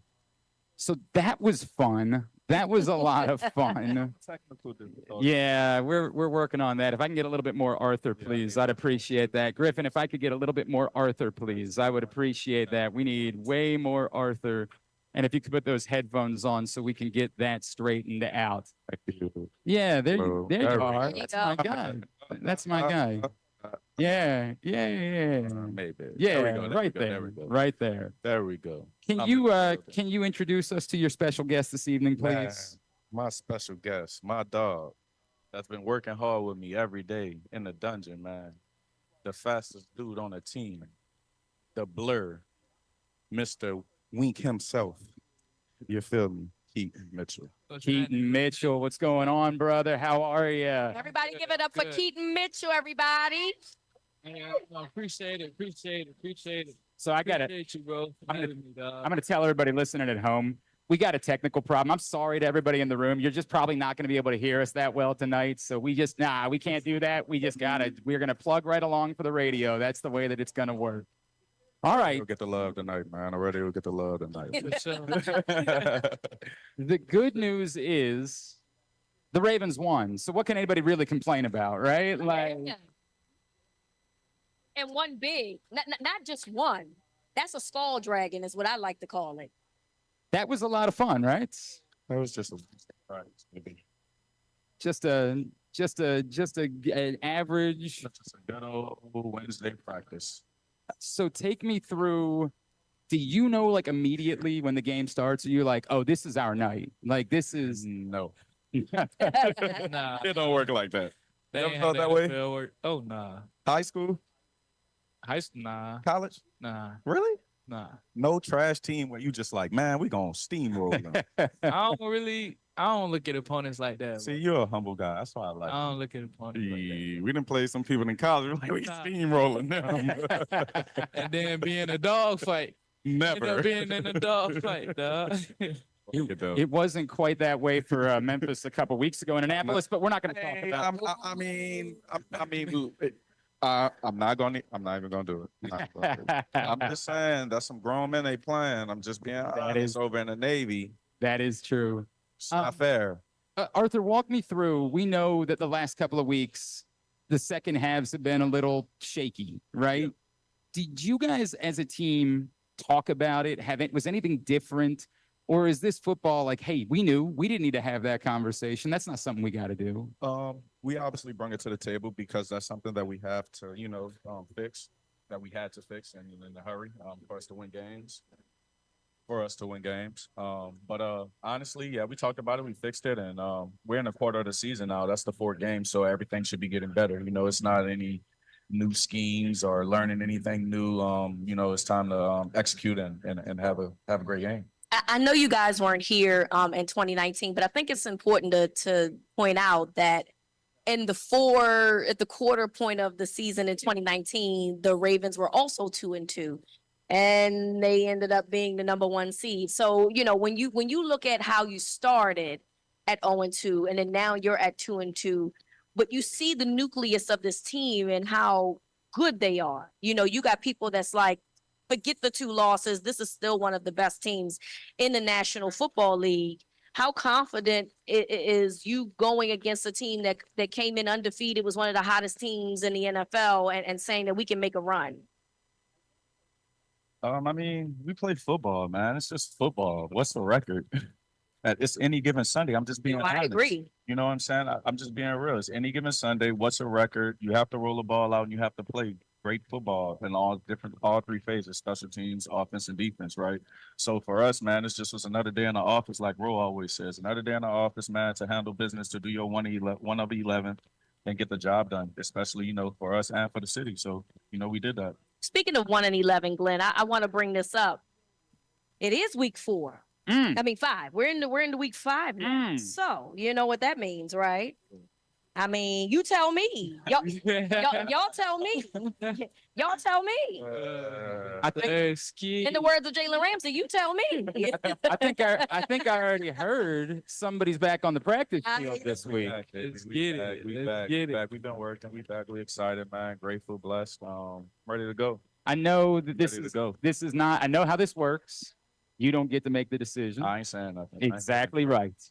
But we're happy to have you back on the practice field. Absolutely. I feel like I'm out on parole, baby. Let's say it this way. How do you feel? Honestly, I feel good, man. Everybody did a great job of just helping me get back into it. Pushing me to get back to where I needed to be. And like I said, I'm ready to help this team win, man. I'm excited. I'm just ready to go. I love that. Love everything about that. It's the Arthur Maulet Show. We're live at the Greene Turtle in Towson, Press Box 105.7, The Fan. The Greene Turtle Towson football pitcher specials, $5 draft beer pitchers, $12 cocktail pitchers during football games.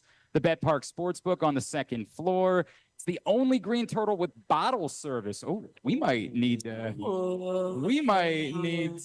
a bag. Something. I just read that and was unaware. And do I get the sparklers too, though? I would like the whole experience. No sparklers? Okay. I just would like the whole experience. I'd like someone walking around with a sign with my name on it. That's all like I'm if saying. we can make that happen somehow. Bottle service, and you can book tables for every Thursday, the Turtle Thursdays, right here at the Greene Turtle Sportsbook in Towson. Yeah. I want to shout somebody out. You shout out. I want to let both of you guys talk about what this means. When we did the show the last time, we genuinely had no idea when Kyle Van Noy was going to be on the football field again after he fractured his orbital bone. Yeah. That was scary. I'll start with you, dude. To see that dude go through that and come back with 6 sacks in the following 3 weeks. Can you put into words what that dude means? That's a different breed, dog. You can't even coach that, teach that. That's just him, like hungry, trying to prove to everybody that age don't mean nothing. If you still got it, you got it. We've been talking like all the time, every day, like off season, because he know what I was going through, just trying to be there for me. So just to talk to him and like have him have 6 sacks where he's second in the league in sacks. It's crazy. But that's a different breed. You can't. Yeah. That says a lot too about, you saying you talked to him in the offseason. He did not sign with the Ravens, re-sign until the end of the summer, near training camp. So to still have that type of communication and him not really knowing, if he was going to come back here or go elsewhere. I mean, I guess that says a lot about you guys as a unit in terms of how close knit you are as a group. And I think that says a lot about the presence of the locker room and how good the energy that it entails. Yep. Nah, it's straight brothers in the locker room. Like, we there for each other on and off the field. Like, Art hit me up, say, "You gonna come to my show?" Duh. You ain't even gotta ask, bruh. For sure. Thanks. Arthur, there is something I want to talk about, though. Yeah.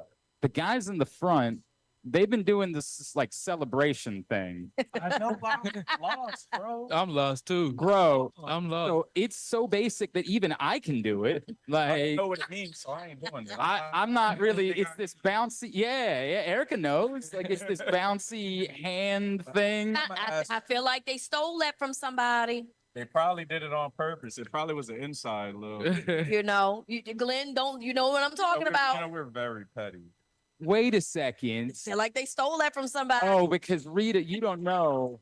Rita, a few years ago, went viral. She was at an Orioles game with Lacey DaCosta, and Rita was caught raising the roof after a big play in the game. And everybody was kind of like giving it to, like, dude, we really raising the roof? What they're doing ain't that far away from raising the roof. Y'all just pushing out a little bit. That's all. I don't know what they do.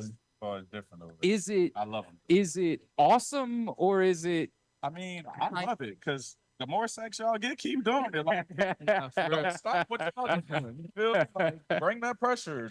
Go ahead.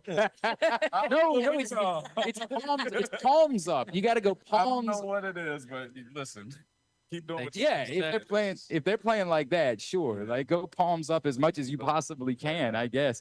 It's maybe the weirdest thing I've ever seen, but they seem to love it. So is anybody else getting in on it, or is it just for the defensive fronts? Probably just the front. We know that you're a man who's tallied a few sacks. Yeah, I know, but you know, I think that's the front thing. You're gonna leave it for them. You're not. I'm gonna leave that to the big guys, man. You know, I'm gonna do what I do. Sideline after I do what I do. All right, but this is the question. This is the question that needs answers. We know that a lot of times we've seen you, get sacks on the line of, you creep up to the line of scrimmage and you get back there and you do your thing. Do you get the opportunity to do it with the group? Because if you get a sack, I feel like that you should be able to do the dance. Yeah, I probably hit it one time. That's all. That's all. That's it. That's just the one time. Just the one time. Plenty more than one of those sacks. So I saw a tweet from you this week that really kind of inspired me, and it had a little language in it. Oh yeah, sorry. That's all right. That's all right. It's Twitter. If you follow my Twitter, man, you might get a few F-bombs here. But it was a really moving tweet to me, and I wanted you to tell me about where it came from and why it hit you in that moment. It said, F the validation, be you 100%, and don't be scared of it. They only make one of these. Mm-hmm. Where'd that come from? Larry June's one of my favorite artists. He's just a guy that I kind of listen to when I have tough times. And that tweet just came from just honestly listening to his music, just seeing where I come from, seeing that I didn't really have to worry about any other person but myself, and if I did that, then I'll be successful. So I think that's where that tweet comes from. We live in a social media world where everybody has an opinion on what you do and how you live and the things that you wear or whatever the case may be. And I just wanted people to understand. Other than fashion icons like me, nobody really ever says anything about what I'm wearing personally. But I just want people to be comfortable in their own skin, man, because everyone's blessed. I respect that. I truly appreciate that, man. I think that's great. There was another tweet that got people going this week. Yeah. Lamar sent out a tweet. Mm-hmm. It said, "This is a team sport," in all caps. "I'm not out here satisfied when I threw for 300 yards but took an L. If I throw for 50 yards and we win, that's what matters." Oh, yeah. Y'all stop commenting on our socials about the yards. Y'all FanDuel or parlays ain't hit. Yeah, I mean, honestly, though, that guy already takes a lot of criticism for being Lamar Jackson, right? Facts. Yep. That's one. All right. And then two, at the end of the day, we're professional athletes. We don't have nothing to do with your parlays. All jokes aside, it's already enough pressure that we have to go out there and perform at a high level because it's a not for long league. It's not like the NBA, right?